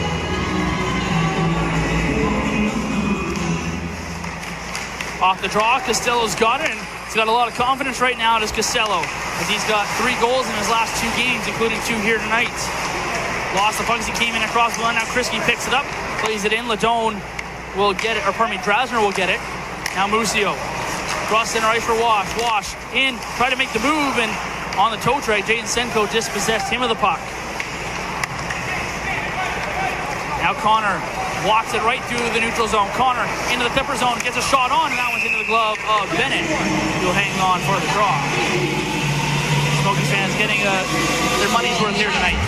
And there's a lot of Smokies fans here tonight. The standing room around the rail here is packed. Be interesting to see what the official attendance is here tonight. Must be the biggest crowd of the night, or the season so far, I would say. This looks a little bit bigger than the home opener. Yeah. Ozar for the draw on the right circle, 25 seconds to go. Comes up free, Girodosi trying to contend with the rolling puck, trying to turn and shoot. That one right into the midsection there of Ryan, and out to center ice.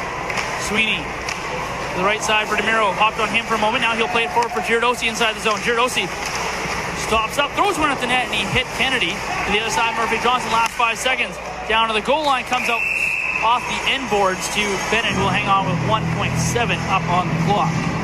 As you mentioned, just under 2 seconds to go here in the period. Unlike on the road trip there, the Smokies going to head to the third period here with a lead and an opportunity to stretch it here in the third period and really cap what has been a great couple of weeks of hockey here for the Smoke Eaters.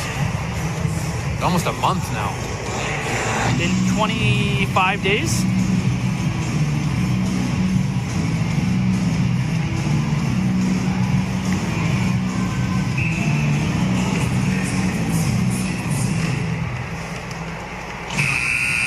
Johnson just trying to fire that one right off the face-off, doesn't get the bounce. And we've got a few drawing matches here as the horn goes. Freeborn and Kalela both teeing up guys.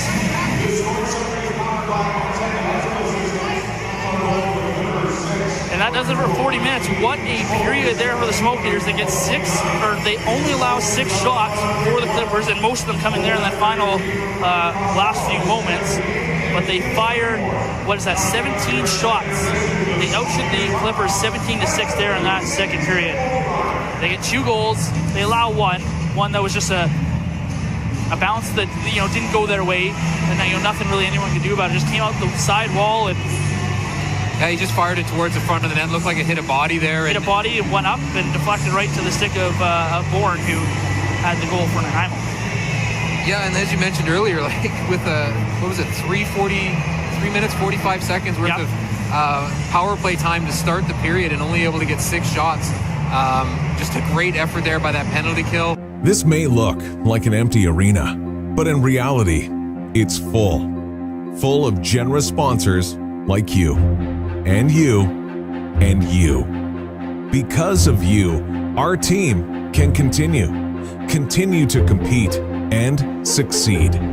Because of you, players can develop their talents and shoot for the stars. We may not be in the stands together, but together we will get through this. For this is but a moment in time. Because of you, young men will have the opportunity to grow into model citizens. Because of you, and you, and you. So, to each and every one of our committed sponsors and loyal fans, we raise our sticks and dedicate each and every game to you. Thank you for helping the legacy live on. Thank you from myself, the management staff of AM Ford, for helping us reach this 35-year award benchmark from Ford of Canada. Our goal has always been to put dreams into driveways and will continue for generations to come. Thank you.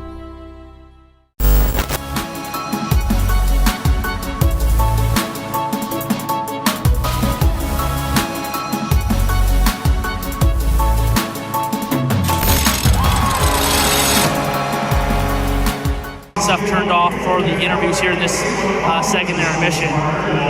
But we'll replay the interview for Kent Johnson that played on 1040. Again, there is some audio issues with that as Kent Johnson drops out a few times as he loses cell service during the interview with Sekerson Price. So there's only so much we can do about that. But you are still able to make out most of his answers and most of the things that he says and answer most of the questions there from Sekerson Price at TSN 1040 in Vancouver. And then we'll replay the interview with Jeff Tambellini that played during the pregame show on the Mixler side of things for you. And if there's still time after that, we'll play Jeremy Jamiro's interview. The video interview played here in Arena. It's also on Facebook right now, the video interview, but the extended full audio version is what we'll play here if we have time in the second intermission. But we'll quickly here take you through the scoring summary of this second period. Nanaimo got back into this game with a bounce that we were just talking about that went their way. Joshua Bourne, I almost said Jason Bourne. I shouldn't have said anything off the top, kept it inside my head, and I wouldn't have messed anything up. But Joshua Bourne got the goal for the Clippers to make it a 1-1 game at 10:06 mark of the second period, as he gets the assist from Ethan Scardina on the play to make it a 1-1 game. Smoke Eaters didn't wait long and didn't allow the Clippers to, fully get back into this game. It's only 56 seconds later, Liam Freeborn on the doorstep from Kalela and Johnson. A great passing play what a goal. Liam Freeborn with his third of the year restores the lead, makes it a 2-1 hockey game. And just a great passing play again. Johnson and Kalela, building such great chemistry out there. And whether it's Freeborn or whoever else is on that, Freeborn's been playing awesome on that line. Just get into that dirty spot in front of the net, get your stick on the ice. He does it there. He swings through the crease. They find him, taps it home, and a great goal there. Bounce back goal for the Smoke Eaters, having given up that one on a bad bounce. Smoke Eaters would just keep going as 3:51 later. It was Braden Costello who would get his second as DeMiro. His initial clearing attempt was blocked, got the puck right back and decided to rush the puck into the Clippers zone himself.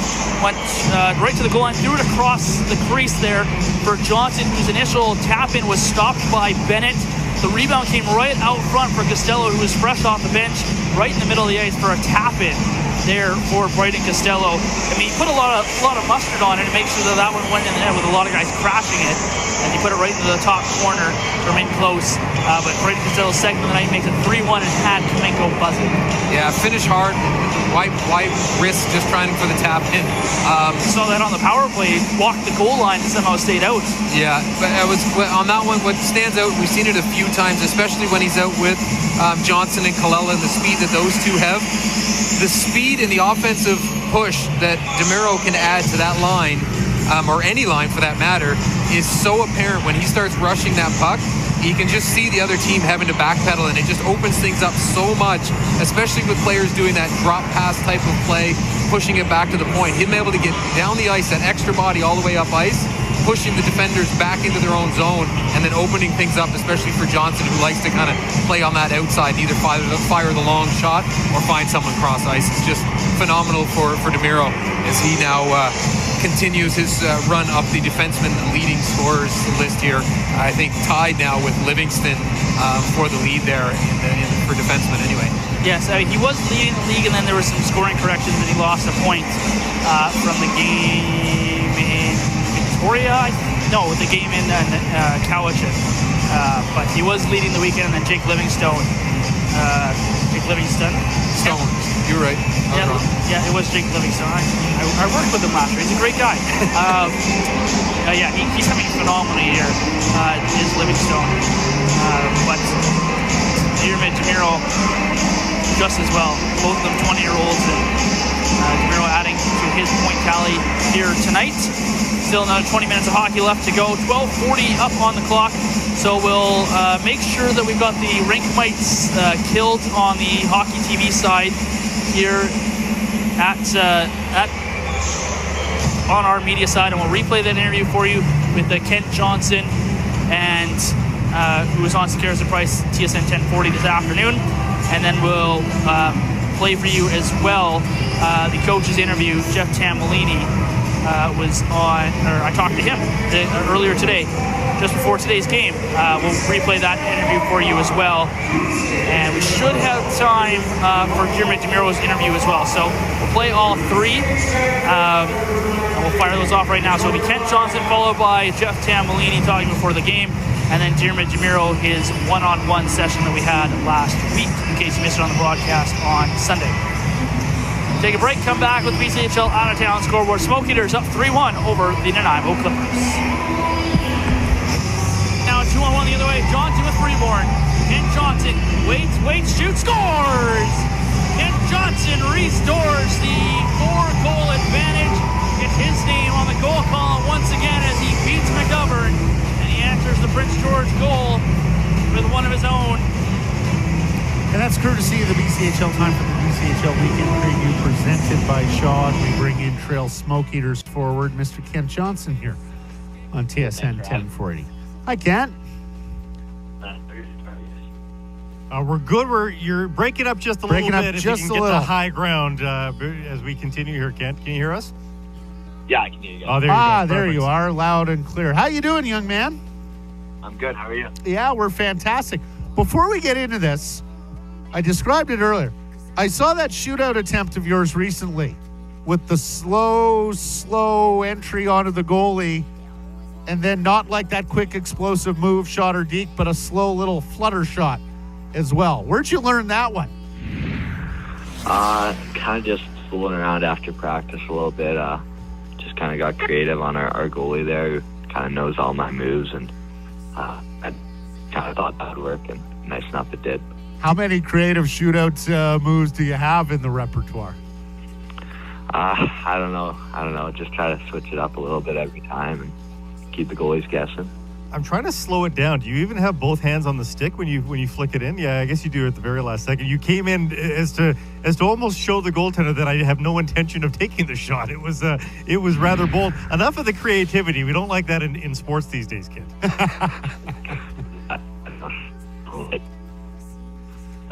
That's what it is. Okay, Anna, we're going to have to get you to get Kent to... We don't want to miss what he's saying. Yeah, that's for exactly, because we're getting broken up here. If you don't know Kent, he was the youngest player in the BCHL last year as a 15-year-old.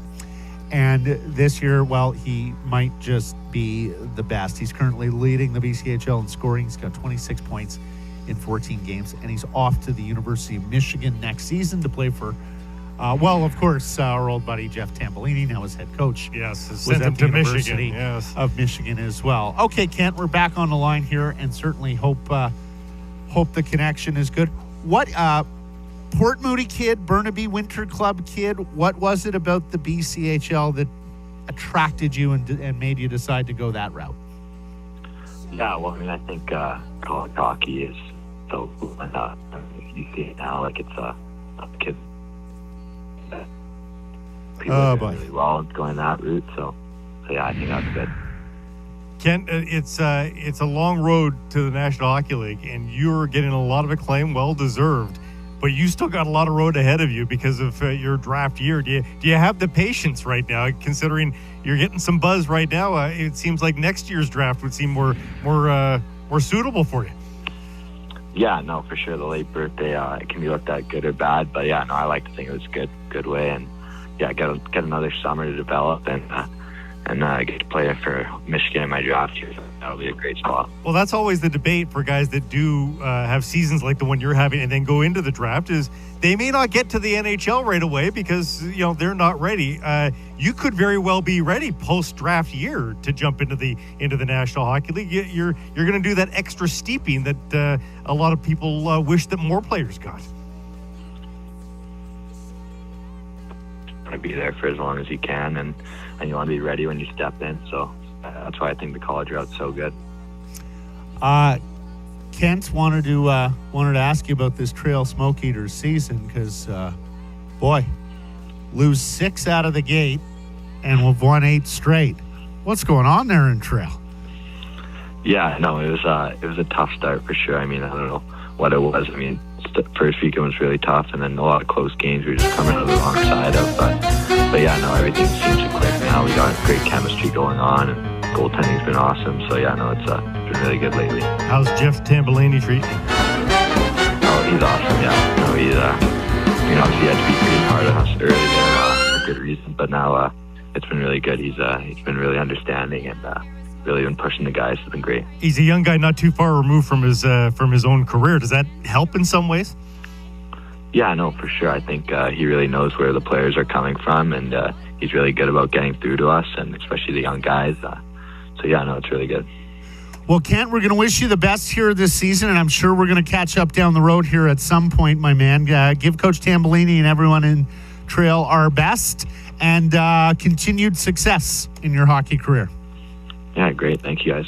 That is Kent Johnson of the BCHL's Trail Smoke Eaters.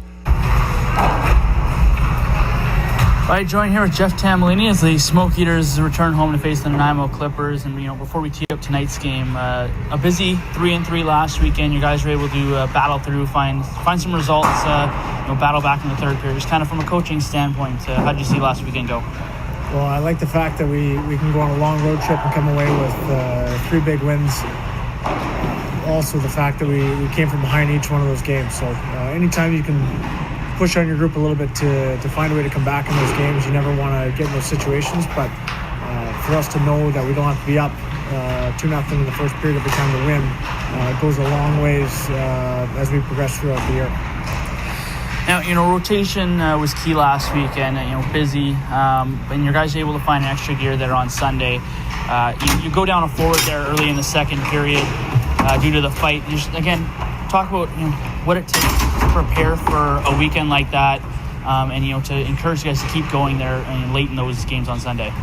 Well, we got a great streak going, got great momentum going. So our guys are used to playing with short forwards. We run 11-7 almost every night. So it really doesn't change a lot for our top guys. They're used to going every 3 shifts. So not a big alteration. But sometimes when you're in the weekend, you're 20, 40 minutes to go in the whole thing, and you're going great.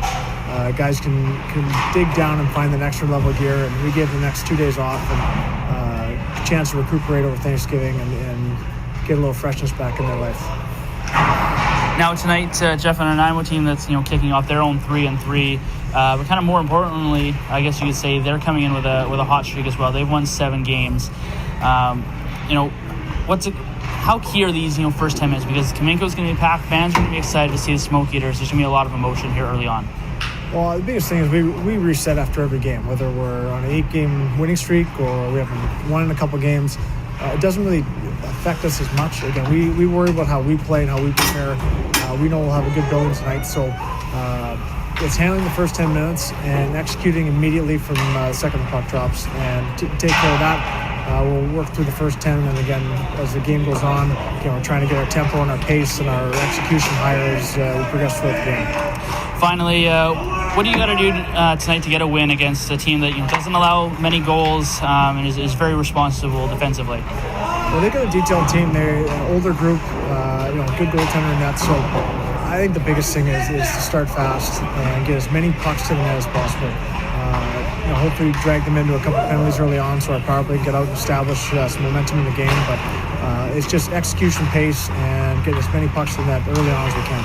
Thanks, Jeff. Best of luck tonight. Thank you.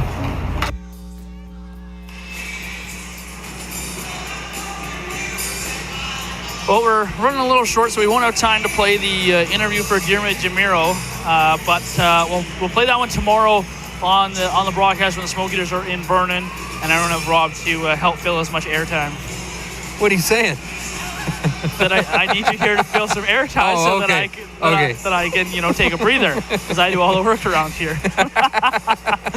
Yeah, we both know that's not true. We'll go to the BCHL out-of-town score. We're about 3 minutes to go here in the break. Well, actually, hey, let's bring this up. There's a new rule now in the BCHL. Yes, let's go to this. So, teams now all have to be out on the ice, both home and away, have to be on the ice with 50 seconds left to go on the clock in the intermission. And not the whole team. Well, no. So the whole team has to be out, but the whole team, aside from your starting lineup or your starting trio, has to go to the bench. So the entire team has to skate out. You're allowed to skate off the ice or skate across the ice and go to the bench, but you have to go straight to the bench, and only your starters are allowed to be out on the ice surface for the start of the game, start of the period, and that's for the second and the third. And that starts right now with this 2 minute before that with the officials hitting the ice, just in order to speed up the game, make sure there's no delays here. So for the first 2 weeks here, this weekend, so today is the first day in the BCHL that's actually active, and it's starting November.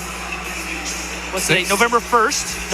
November 1st is then if you're not out on the ice at that 5 minute mark, or your whole team is out skating, it's a 2 minute delay of game penalty.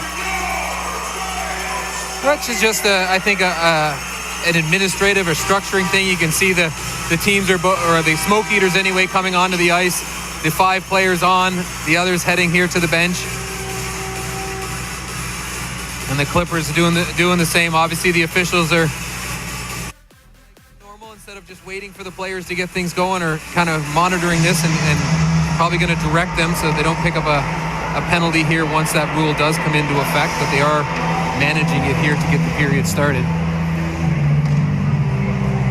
Well, we'll take a look at the BCHL out-of-town scoreboard. Busy night here in the BCHL. We'll start over in Port Alberni as the Bulldogs are up 4-3, start of the third over the Wenatchee Wild.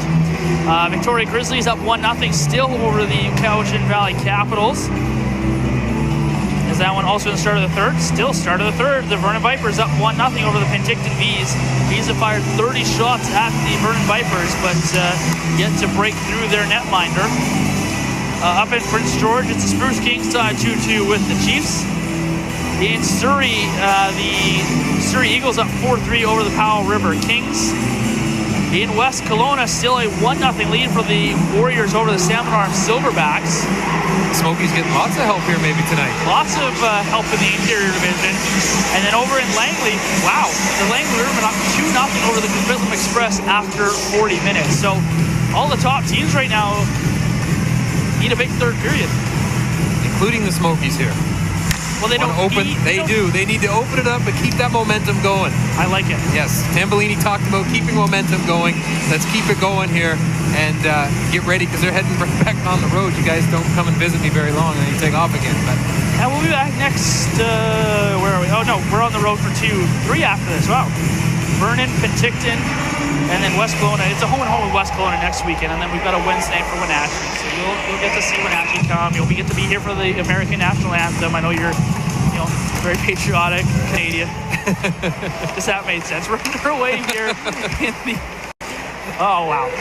Sorry for all those who are listening. We're back underway. Here's a shot there from, or didn't make it through the crowd. Now Kennedy walking in with a shot, and Freeborn got a stick on that, just steered up and over top of the net. As the Clippers start with some pace here, trying to get back on the board. Now Walton with a shot, looking for a deflection in front. There was the Clippers man, and that didn't make it through the crowd and shot all the way down the ice. It's going to be an icing here against the Smoke Eaters. To the gruntle of the Smokies fans. Definitely could have played that. There was Trevor Ledone, but referee calls the icing here. 30 seconds gone in the third. yeah, I'm going to skip right on past that icing call. And with the scoring summary after that second period, both Johnson, or sorry, not both, but all of Johnson, Colella, DeMuro, and Joshua Bourne for the Clippers all extend their point streaks to 9 games now. Colella with a cross-seam pass that was partially blocked.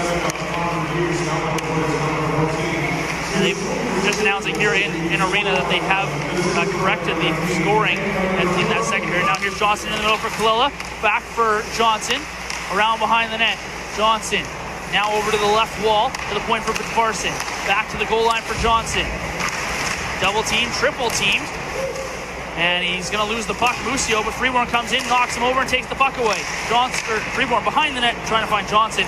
And Ledone is there to take that puck away. Agrogenis trying to get past Parson. It's in his feet. And Freeborn there in support able to get that puck. Up the wall now is Ozar. Ozar across for DeMuro. DeMuro makes the move, goes to the corner after the puck is all tied up. Comes to Ozar's side of the net, and he wires one just wide. Now the left point, but Parson holds it in. Shoots it all the way around to the other side. DeMuro had a hop on him. Comes to the blue line, held in there by Sweeney and Giardosi, who good teamwork there to keep that puck in. Now Ozar goes in on the chase, trying to find that puck. Giardosi goes after it there in the right corner. Clippers get to it first, but it's to the point for DeMuro, who holds it in through traffic, tipped on in front there from Giardosi, and Bennett had to make a pretty good save. Now down behind the net is Giardosi. Double team trying to poke it free, but Scardina is there. He'll get over for Bourne. Connor comes over. Could have held the blue line, but elected to bring it out and let the Smoke Eaters regroup. Ozar had it chopped off of his stick, and Murphy Johnson will have to come back in his own end to get it. Connor up the wall. Dangerous pass, but the Smoke Eaters get away with it. Now as Giardosi comes the other way, 3-on-2 for the Smoke Eaters. Passes off for Ozar. Ozar for Giardosi. Goes off, and it goes right to Sweeney, who was headed to the bench. He didn't know about it. And the Smoke Eaters just start the line change and will regroup here on their own end. Connor shouldered off as he tried to play that puck forward. Sent goes there in support. Now Murphy Johnson. Hard pass across, finds Giardosi. End of a shift, Tyler Giardosi. Lost the puck at center ice. It's flipped back in here by the Clippers as Giardosi will quickly run to the bench. Jordan Hendry on the puck in the corner. There with Connor. Dug out of the corner there by Powell. Connor shot down the ice, rolling puck. Not enough on it for icing. Well, there is, but the referees wave it off. Now over on the left-hand side, puck flipped out by Ledone to the opposite side. Kieran O'Hearn will come back to collect.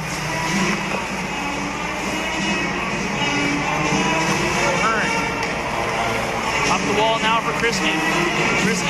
Double team, plays it off. Senko will go in after it. Jaden Senko lost out on that battle, and now the Clippers will be in possession of their own ends. Wald brings it in, makes a move. Wald in with a shot. That one's right in the glove of Terness. Makes it look so easy, doesn't he? He did on that. He had to bail out his defenseman Henry a little bit as Henry went for the hit, and the Clipper just walked right around him, able to get a shot there for Terness, as he has all evening with a nice save, no rebound, and he'll take that face-off in the Smoke Eater zone.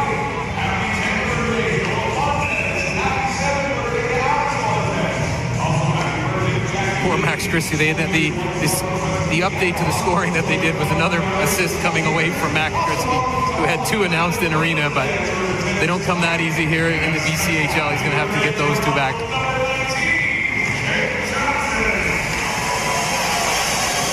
Fans giving a loud round of applause as they hear in house that it's Kent Johnson's birthday. Clippers able to hold the puck as Musio will play it down behind the net. Farson tried to pull that puck through the crowd. Hit, but Farson now comes out of the corner and goes to Colby Elmer. Elmer, the center right, trying to find Defoe. That's knocked away from him as Drasner gets it. Musio over on the left-hand side, flips that puck in. Battle for it in the corner. Ozar is able to pick it out. Now Ozar. Crossing pass trying to find Farson. That was too far ahead of him. Now Drasner. His pass forward. Deflects in and out. In comes Farson. Farson in the corner. Digging for that puck. Lost it, now Elmer. Digs it free. Defoe comes to center ice, flips that one in. And Smoke Eaters will start changing, bring out their top unit. 15-20 to go here in the period. Now Kalila turns one over for Portman. It's Freeborn. Johnson trying to find it. Kalila's after it. And Bennett diving out there to jump on that loose puck. But Liam Freeborn, the man who turned that puck over. Freeborn, Kalila, and Johnson all trying to get a stick to that puck, and it's just sitting between the players' legs, not able to get onto it and get a shot. There's the replay there. Freeborn just tips it towards him, and he just can't get a stick, and then Kalila just a second too late as Bennett grabs the rebound. Clippers win the draw and come the other way as Williams into the middle. Agrigenis dropped it off and right to Kent Johnson, who will come the other way with some speed. Johnson in across line, great pass for Freeborn, tried to go back into the middle, and too many sticks there for the Clippers to work with, and now great crossing passes for Agrigenis on the right-hand side. Throws one in the middle, looking for a deflection. Williams got a piece of it, but it goes wide of the net. Now Freeborn picks it over on the left side. Cross seam finds Kalila. Kalila chops at that one right into the middle. Kennedy, rolling puck, goes right to Johnson in the middle. Johnson has to sidestep a check as he gets it into the Clippers zone. Puck played out to center ice. Behind Nanaimo, or Kieran O'Hearn, who's off the bench, will get it for DeMiro. DeMiro in the middle, threw one right into the center. They're trying to find Johnson, didn't work. And Clippers will take the puck and come the other way. Kennedy brings it in across the line. Goes across, now a cross seam pass there from Kovac, trying to find Scardina, didn't work. And now here's Connor Sweeney the other way for the Smoke Eaters. For Giardosi, back for Sweeney, trying to break to the net. And he was all tied up there by Joshua Bourne as he goes right to Bennett, who hangs on for the draw. 14:09 to go here in the third period, and the Clippers, I expected a bit more of a push this early in the third period here from them, but that last play as they came to the front of the net, a nice strong play for Terness, as that play come to the front of the net, instead of waiting for it to happen, he kind of charged to the front of to the top of his crease and took that opportunity away before they were even able to do anything with it. Clippers win the draw as Bourne gets to the center for Scardina. Couldn't contend with the rolling puck, and now Giardosi trying to feed that one in the middle for Ozar, hit a Clippers player. And then Scardina will chop that one into the Smoke Eater zone. DeMiro to Ozar, missed him, held in, go into the net. Kieran O'Hearn with a stick on it, and he'll clear that one to the sidewall. Picked up now by Kovac, taken away by Sweeney, and then just couldn't handle that one, and now Ozar will pick it up though. Owen Ozar in, and too many sticks to deal with. Now DeMiro jumps up in the play, plays it down low. Giardosi's after it. Now Costello off the bench, has the puck, finds DeMiro. DeMiro trying to throw one, and he hit Drasner with that puck. Now goes behind the net. Scardina there, watched closely by Costello. Just played to Musio, and now Bourne will come the other way. Bourne in across the line for Scardina on the right-hand side, looking to bust net, trying to find Bourne out front, and just didn't work. Now Kriski pounded at right now by But here comes the Smokies. Costello has to reach for one, and a shot is off the stick and way up and out of play. Fans were hollering for a penalty there as Max Krisky was being jumped all over. The two sevens came together in front of the penalty box there and got the hands up around Krisky, but Krisky got the puck forward, and Costello just about a step too far behind, not able to get the A shot off there, and ends up putting that one up into the crowd. Senko with a great pass across for Costello, but again, as you said, just too far ahead of him. On the draw, Sweeney after it. Elmer gets the puck now, but Varsid. But Varsid in the corner. Defoe comes in to try and help. Comes out of the corner. Sweeney at the side of it. Comes to Colby Elmer. He chops at that one. Then it had to make the save in tight. Now Elmer knocked down in the corner and lost the puck. Now shot into the middle, hit the skate there of Sweeney. Clippers can't get it out. Elmer digging for the puck. Sweeney's able to help come in and get it. Connor Sweeney turns to the right wall. Now the hash marks below the goal line for Defoe. Defoe behind the net for Elmer. Oh, and he spun around and he had the opening, but just couldn't pull the puck out front. Now Sweeney digging for it, and he's going to get called for a high stick.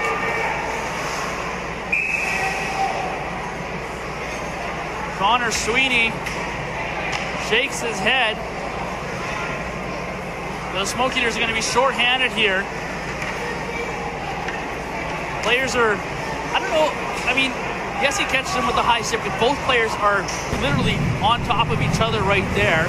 They're both tied up.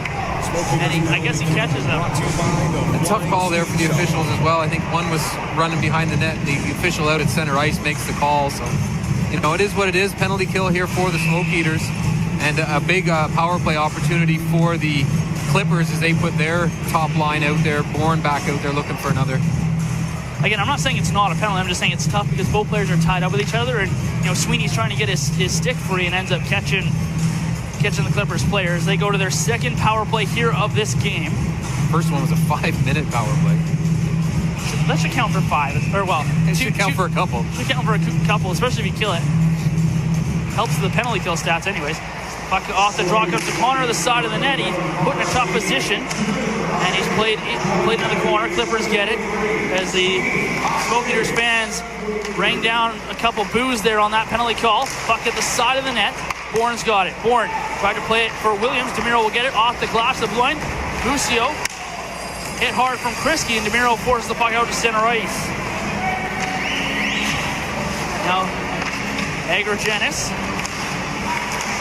plays the puck in. Smoke Eaters get it to the blue line. Lucio holds it in. Now Agrogenis comes in with a shot. Good toe save there from Terness. Bourne back to the point for Lucio at the right side. In the middle for Agrogenis. Agrogenis walks the line, now goes to the right corner for Bourne. Bourne back to Musio. Musio across for Williams. Williams walking down, trying to get past DeMiro. Goes to the goal line and spins over to the corner. Williams has to go back to the point for Musio. Musio takes the shot off the stick of DeMiro. That one straight up and out of play with 58 seconds here to go, and the penalty to Connor Sweeney.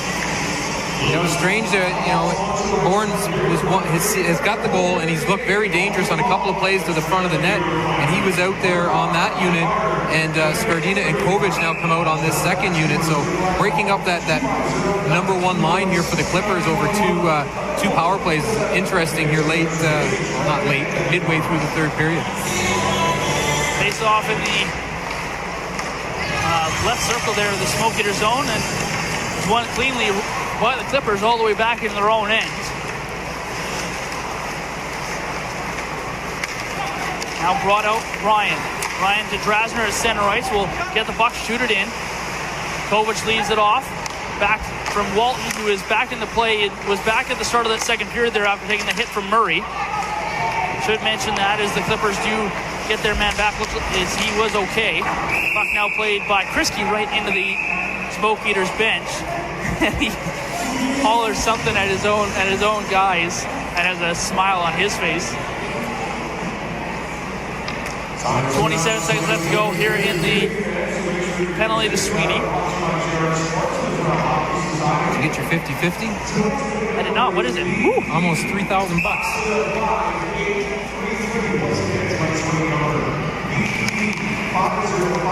I'm missing out apparently. Holy.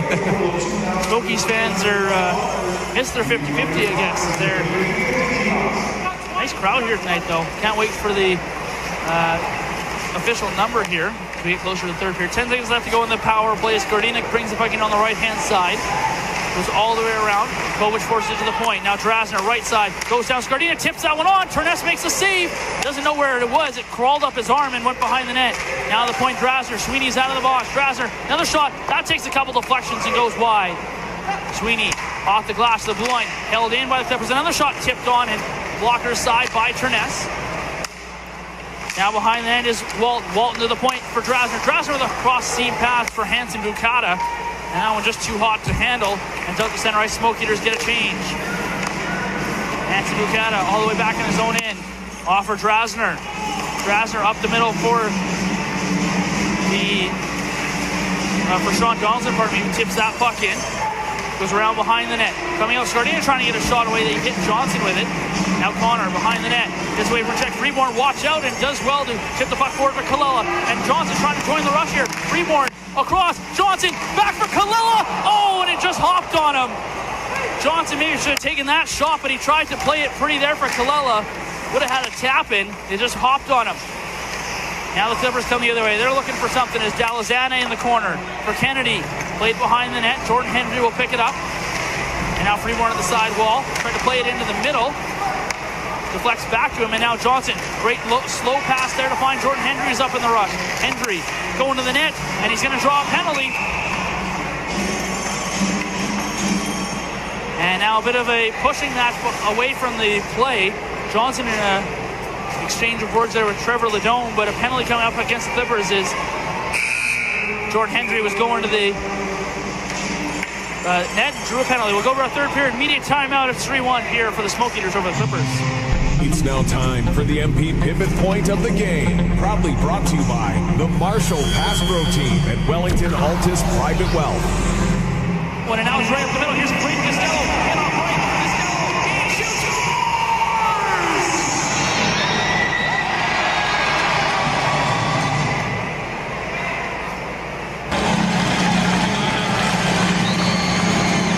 This has been the MP Pivot Point of the game. Proudly brought to you by the Marshall Pass Pro Team at Wellington Altus Private Wealth. This may look like an empty arena, but in reality, it's full of generous sponsors like you, and you, and you. Because of you, our team can continue to compete and succeed. Because of you, players can develop their talents and shoot for the stars. We may not be in the stands together, but together we will get through this. For this is but a moment in time. Because of you, young men will have the opportunity to grow into model citizens. Because of you, and you, and you. So, to each and every one of our committed sponsors and loyal fans, we raise our sticks and dedicate each and every game to you. Thank you for helping the legacy live on. Your Smoke Eaters Power Play, brought to you by Able Plastics. back here in Kamenko. Smoke Eaters going to their third power play of the game, third Able Plastics power play. So far 0 for 2. But that media timeout lets the unit of Kalila, DeMiro, and Johnson rest up as Ozar and Giardosi, the other two, to join them. Face off in the right circle of the Clippers zone. 8:56 to go here in the third. Smoke Eaters win the draw. DeMiro walks in the middle. Goes off for Kalila. To the goal line now for Giardosi. Back for Kalila over at the right wall. Kalila didn't have anywhere to go with it. Goes back to DeMiro. Now for Johnson. Johnson. Ozar tried to feed one out front. That would have been pretty. But a good stick there by the Clippers. And now they're going to have a 2-on-1 the other way. Clippers coming in. There's a great back check there from Kalila to knock that puck away there from the Clippers. Puck loose to the side of the net. Smoke Eaters will get it now as DeMiro will bring it forward. DeMiro goes right up the middle. DeMiro passes off for Giardosi, who has to glove that down. He'll shoot it all the way around to Kalila. Kalila Behind the net, Giardossi just kicks it on for Ozar. Ozar at the left wall for Johnson. Johnson back to the point for DeMiro. Looking for a lane. DeMiro goes to the side for Kallela. Hops on him, but gets it down to the goal line for Giardossi. Now behind the net, Johnson walks out, shoots, and a good save by Bennett, who was in position to make the save there on the one-time shot by Johnson. Now Walton going in the net. Walton in with a chance. Terness able to make the save, and he'll hang on for the draw as Travis Walton broke to the net. Great chance there by Johnson at one end, and at the other end, Terness holds his ground against the post with Walton coming hard to the front of the net and able to not only make the save, but also hold on to the rebound. As here, Walton goes around DeMuro, gets one-handed shot on, and then goes right into the blue paint, and Terness able to keep it out and get a glove on that rebound. 7:46 to go here in the third period. Kriske wins the draw as the second unit comes out, Connor. And Kriske will actually just go right to the bench and let Elmer come out. Connor from behind his own net finds Freeborn on the right-hand side, who will bring the puck in. He's hounded at and then lost the puck. It gets past Jordan Henry, who's trying to hold the wall, but shot all the way down. Hendry trying to play it forward for Elmer. That's out of his reach, and Kennedy will go for a lap in his own zone. Now plays it off the glass. Hendry plays it back and forward. Elmer picks it up. He goes right back for Hendry. Now at center ice is with it is Freeborn. Drops it inside the line there for Defoe. And probably not the smartest play is now here come the Clippers the other way. Terness, ooh, that one hopped on him as he went to play it, but it goes behind the net. Gets away with one there. Penalties over. Smoke Eaters now 0 for 3 on the man advantage. As Elmer will pick it up from behind his own net. Colby Elmer rushes the other way. He's all alone as his teammates are on change. Elmer trying to break to the net. And he had that one, just played it too far ahead of himself. Now the Clippers play it off the boards and down the ice. That's going to go into the Smoke Eater zone where Budvarsson will pick it up. Now Budvarsson chips one forward, goes in himself. Budvarsson, he's got Costello up front. There's the pass.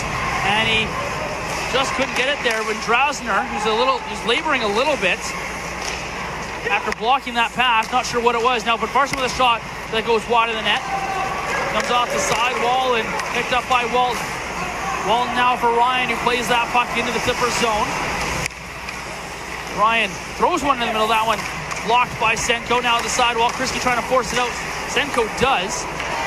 And now Budvarsson in his own end for DeMiro. Left side Costello just tips that puck in at center ice. Goes in after it. Kitchen's back to collect. Kitchen off the boards. Forward for Bourne. Now with it is Williams. Williams tips that puck in. Goes down low. He's ran into the wall there from Connor. Puck at the side of the net coming around. There was Agrigenis, but he just couldn't keep a handle on the puck. Now Giardossi does the same thing as he loses it at the Clippers blue line. Agrigenis finds Williams. Williams in on the left-hand side. Takes the hit, but plays it down low. O'Hearn up against Agrigenis. He's trying to throw one into the middle. And a good stick there by Ozar to break that play up. Now Connor in the right corner. Goes behind his net, then is flushed out and makes a good play to skate the puck forward. Powell Connor across center ice, slips that one right in on net of Bennett, who closes it down and hangs on for the draw with 5:08 to go here in the third. Smoke Eaters. Woo.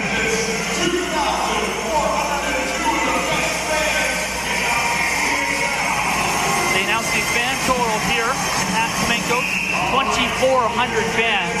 That's awesome. That's phenomenal.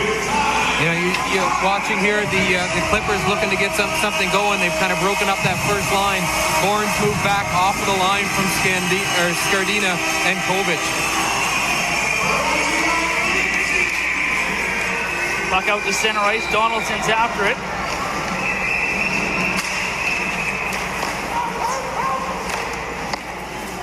Kind of pinballing around the neutral zone. Now DeMuro plays it forward. Stays inside the Smoke Eater zone. Skardina's after it. Out to center ice where Ledon will play it in. Now here's a crossing pass. Donaldson in with a low shot and a good save there from Terness.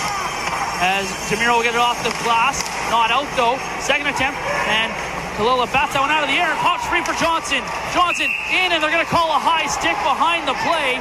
I thought the Nanaimo player had touched it. But they blow play down. A late whistle. But Johnson was forced to the outside. He might have been able to pull something off there. He's on the ice. You don't know. You never know.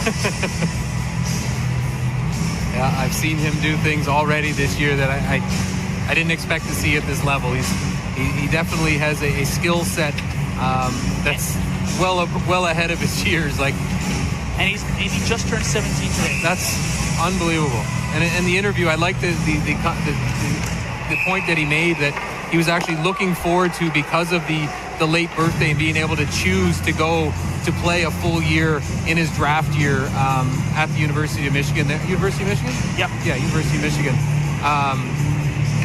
It says a lot about him, knowing that he wants to go and develop that. No need to rush it. Make sure that you're ready to make that jump.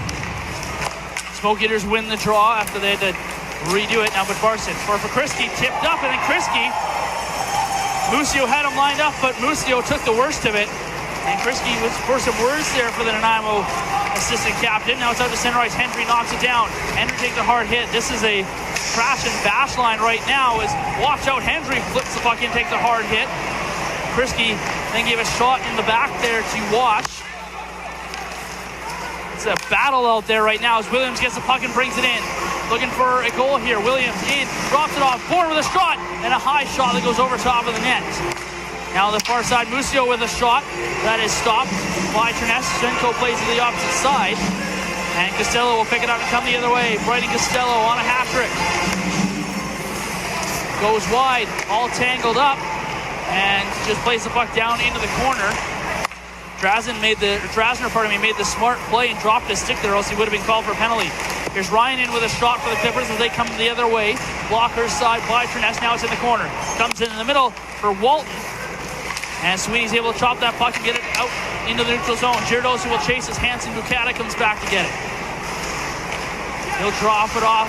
With it now is Ryan. In the corner, puck played up the wall. O'Hearn will pick it off at center ice and play it right back in, but Kennedy has it for the Clippers. Kennedy in on the left-hand side. Comes in, Kennedy to the middle, tried to get a shot. Couldn't get it to go through the crowd, and the Smoke Eaters pick it up. Then hopped on Sweeney's. He tried to go the other way. Chopped into the right-hand corner. Clippers are on a change. Connor for O'Hearn behind the net. In the middle for Ozar. Ozar to the opposite side for Giardosi. That was a bit of a hopeful pass. And now here's Sean Donaldson trying to come in. Scardina's going after it as well. Agrajenis now has it for the Clippers. Down for Scardina. Behind the net for Donaldson. Taken away, and Ozar will get the puck now for the Smoke Eaters. Kalila tips it forward for Giardosi. Giardosi walks the blue line. In the middle, Tyler Giardosi keeps the puck. Now goes to the corner. Tops it behind the net for Kalila. He'll leave it to the point for DeMiro. DeMiro will settle it down. Now plays it behind the net for Johnson. Too much to ask for him. He has to go all the way to the opposite side to get it. Gets it to Budvarsson with a shot. That one steered to the glass. They're going to say that stayed in. I thought that hit the netting. Now on the side, Kalila trying to keep that puck in. Can't do it. And here come the Clippers. The center ice, but Kalila gets a leg down. Gets the puck. Now Kalila, he's got Johnson in the middle. There's the pass. And a save there from Bennett. As Johnson been able to get a piece of that with a minute 50 to go here in the third period. The head coach for the Clippers, Naylor's continuing to scramble up the lines here. Now he's got Agrajenis out there with Scardina and the ex-Smoke Eater, Sean Donaldson, on a line on that shift. Just trying to find a spark, trying to find a way back into this with 150 to go, as the Clippers have done a good job of pushing back. Now calling a timeout, but they've now cut the differential on shots on goal down to just 6, as the Smoke Eaters out shooting them 34-28. Timeout for Nanaimo. Timeout for Nanaimo. Minute 50 left on the clock, and it's crunch time now for Nanaimo. It's been a fantastic game, but a streak was bound to come to an end, and right now it's not looking good for the Clippers. Can't say I'm heartbroken about that. I thought it, you said it.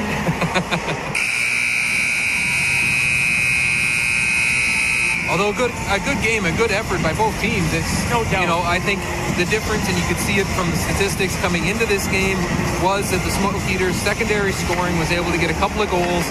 The Clippers still looking for that secondary scoring this season, not scoring a lot of goals, and that seems to be the difference. They put 28 pucks towards the net, but really, I can think of maybe half a dozen or so opportunities that were real close. Most of those coming in the first period. DeMiro gets the puck down in the corner, trying to find Kriske. Gets away from him. Now Kriske plays it behind, or poked at it. Got it momentarily to Costello, who then lost it. Now Bourne at center right, trying to contend with a bounce. The puck is back for Musio. Musio for Drasner. Back for Musio. To center ice for Wash, who tips that one in. But Varston tried to glove it down, missed it. Now Costello on the back check.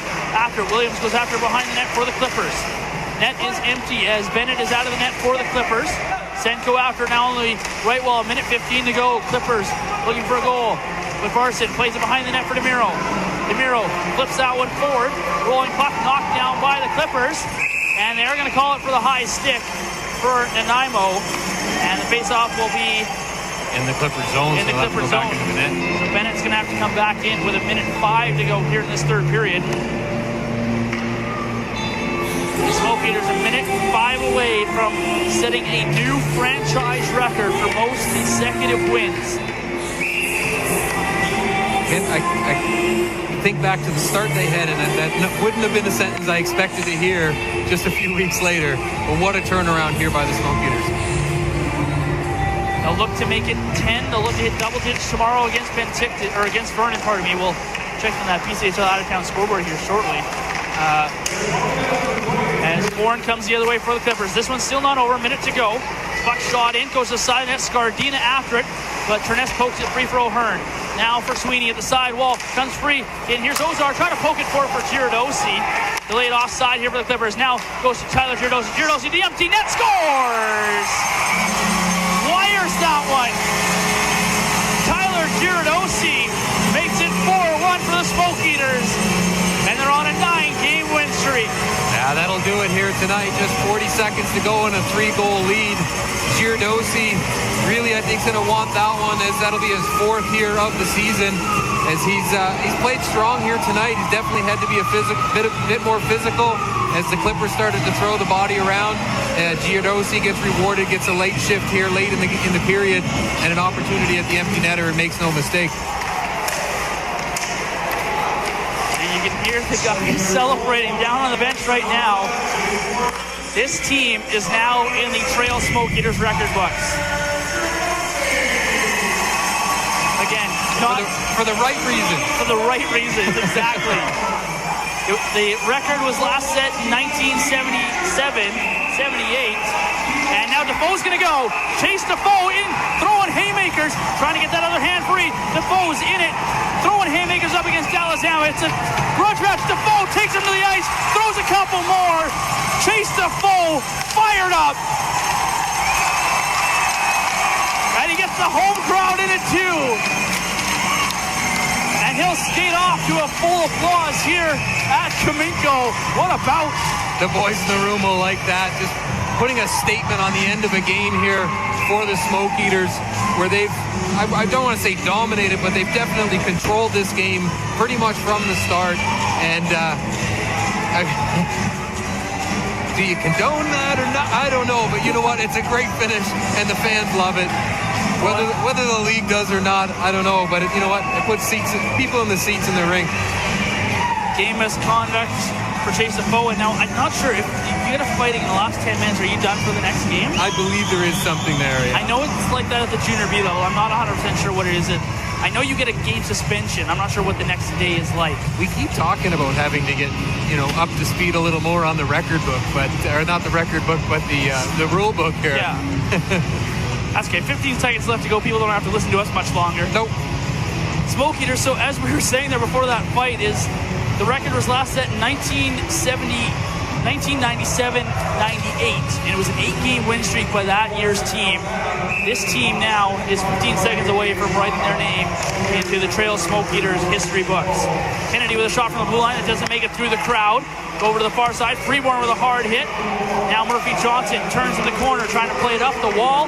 But this one is over. No, they're going to blow it down. No, they're not. Crowd whistled. Crowd whistled. Crowd wants it over.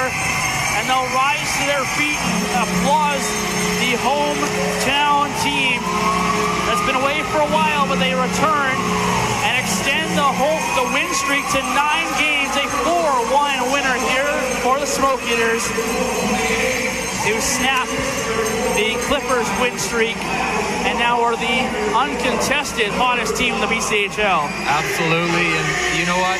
What a turnaround. Speaks so much to the character that these guys had in the room after that start they had to turn things around and now be on a 9-game winning streak. As they announce here, a new franchise record for this team, and they'll salute the home fans. They'll head to Vernon tomorrow to look to make it 10. What a game. As you said, it wasn't a dominant performance by any means here from the Smoke Eaters, but they get a solid performance. They get scoring up and down the lineup, and they controlled the tempo. As you said, they get a 4-1 win here as we go to our Forest Energy player and 3 stars of the game here in just a moment. And you got to think Logan Terness is on that 3 stars.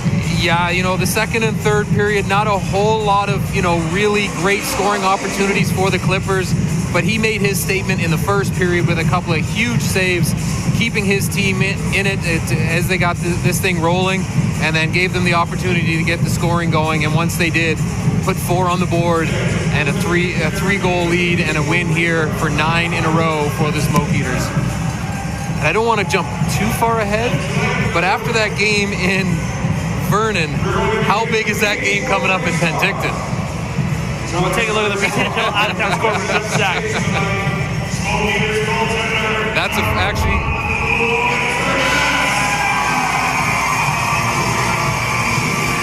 Logan Terness gets the Fortis Energy player of the game. I thought he should have been into the 3 stars. I don't get to pick him, but I give him the Fortis and a star.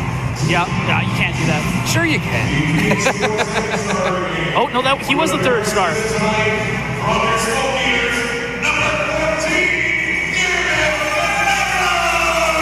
So Demiro gets the 2nd star. I missed the Fortis Energy player of the game. Demiro extends his point streak. Demiro goes for a bit of a skate to throw out a t-shirt.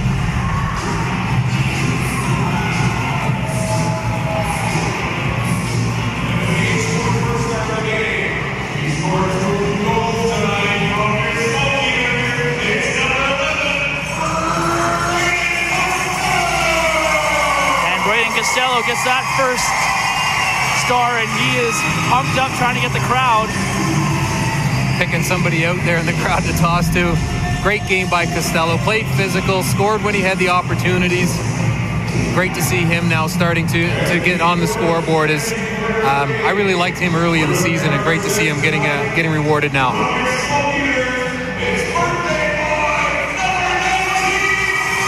So Kent Johnson gets the Fortis Energy player of the game.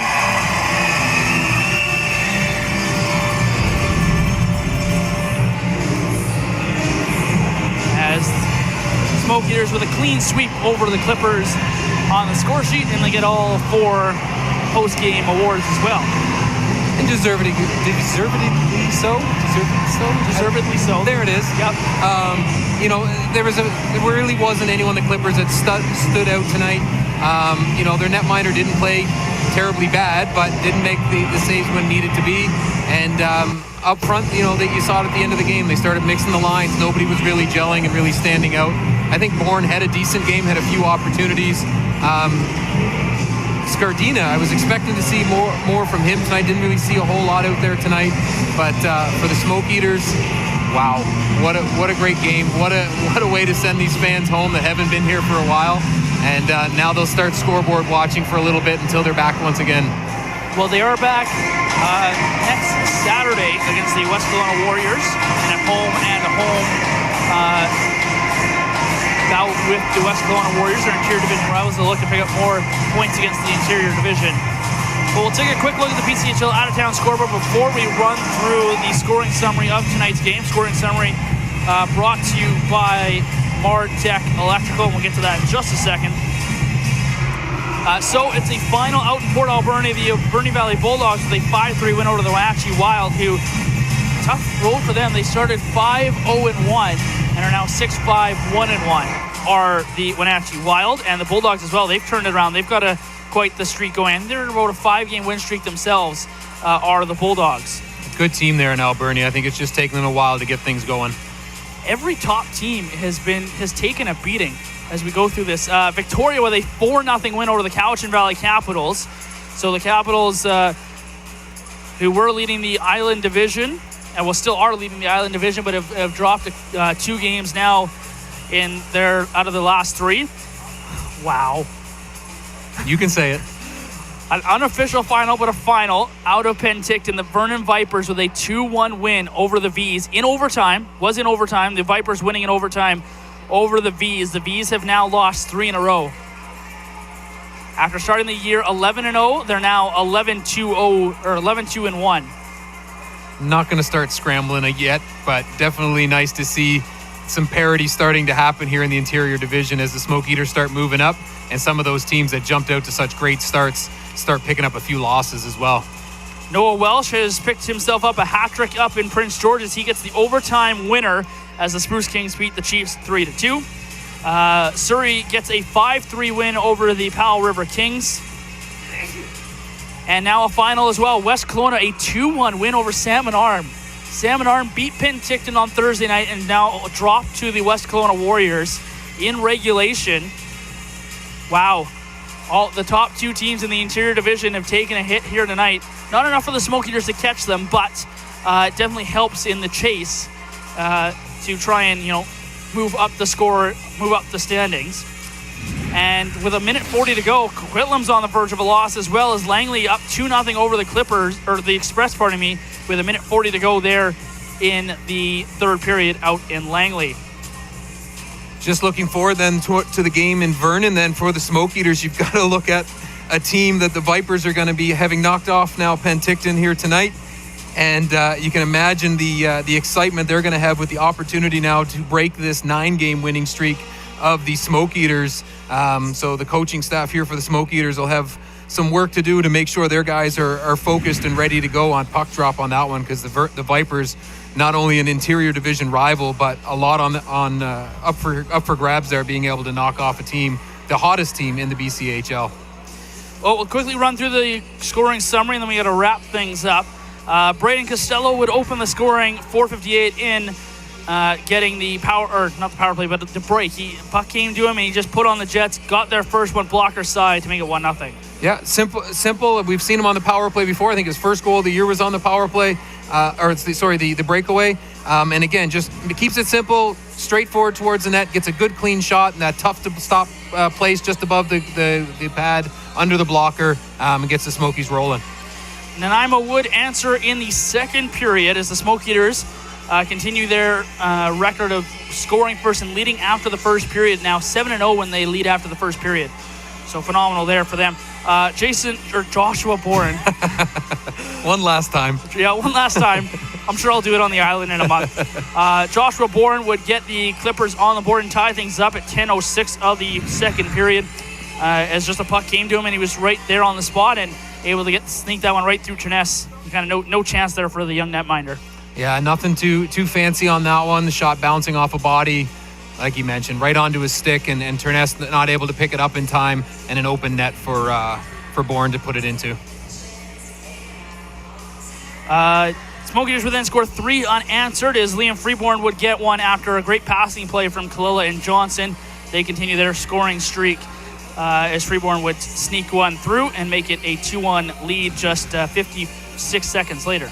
Just quick up ice movement, good puck movement, and again, I mentioned it a couple of times. Freeborn going to the net, stick on the ice, and these guys are going to find you. There's a lot of skill out there, and if you're in the right place with your stick in the right spot, they're going to put it on it for you. Braden Costello will get his second of the night as he was then, the right man in the right spot as DeMiro would feed Johnson for a cross crease pass on basically a 2-on-2. Johnson got a piece of it. Bennett with a fantastic save, but it came right into the middle for Costello, who was joining the rush, the trailing man, and just popped it right into the open net. Yeah, and this time it's Costello, right place, right time. And again, Johnson and DeMiro extending their point streaks. Costello picking up his second of the game and continues to play well here as that secondary scoring for the Smoke Eaters. Smoke Eaters would then get the empty netter courtesy of Tyler Giardosi to wrap things up after also a fight from Chase Defoe that was quite spirited. It's quite spirited bout there from Chase Defoe and his counterpart in Zach Dalazana. But Tyler Giardossi would get the empty netter at 19-19 of the third period to wrap this game out, give the Smoke Eaters a 4-1 lead. They gave the assist to DeMiro, but it should be Kieran O'Hearn and DeMiro on that play as well. And don't discount an empty net goal there for Giardossi. Not maybe scoring as much as he would have liked to so far. Getting that one this game, maybe that gets things rolling for him as he will head into Vernon here in the next game and look to make an impact in that game.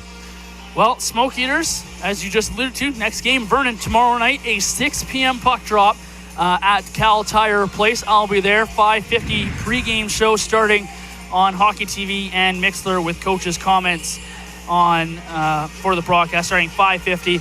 Smoke Eaters will look to make it 10 in a row tomorrow before, it's another 3-game road trip all against the interior. So a big chance here to pick up some ground here in the interior division standings. I'm just looking at that Penticton game. You gonna come? Wednesday night, Penticton? No, Wednesday I can't do that. I wish I could. You're looking a little sick, Rob. I think you can make it. Call it. You're gonna be sick on Wednesday. I don't have anybody there. I got to be there myself on Wednesday. Oh, okay. But I definitely will be tuning into that game on Hockey TV and checking it out, checking your call on it, and watching for what should be a much different matchup than we saw early in the season with this Smoke Eaters team, regardless of the result tomorrow night. That is a fact. Well, that does it for us on the broadcast. Smoke Eaters a 4-1 win here over the Nanaimo Clippers. The Clippers' win streak is cut short, no pun intended, as the Smoke Eaters keep on rolling. They're at 9-game win streaks. They set a new franchise record. Maybe they'll make it 10 tomorrow.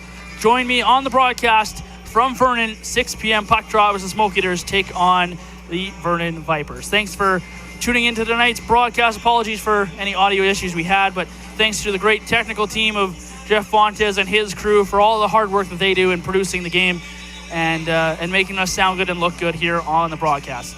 Again, encourage you to join us tomorrow in Vernon.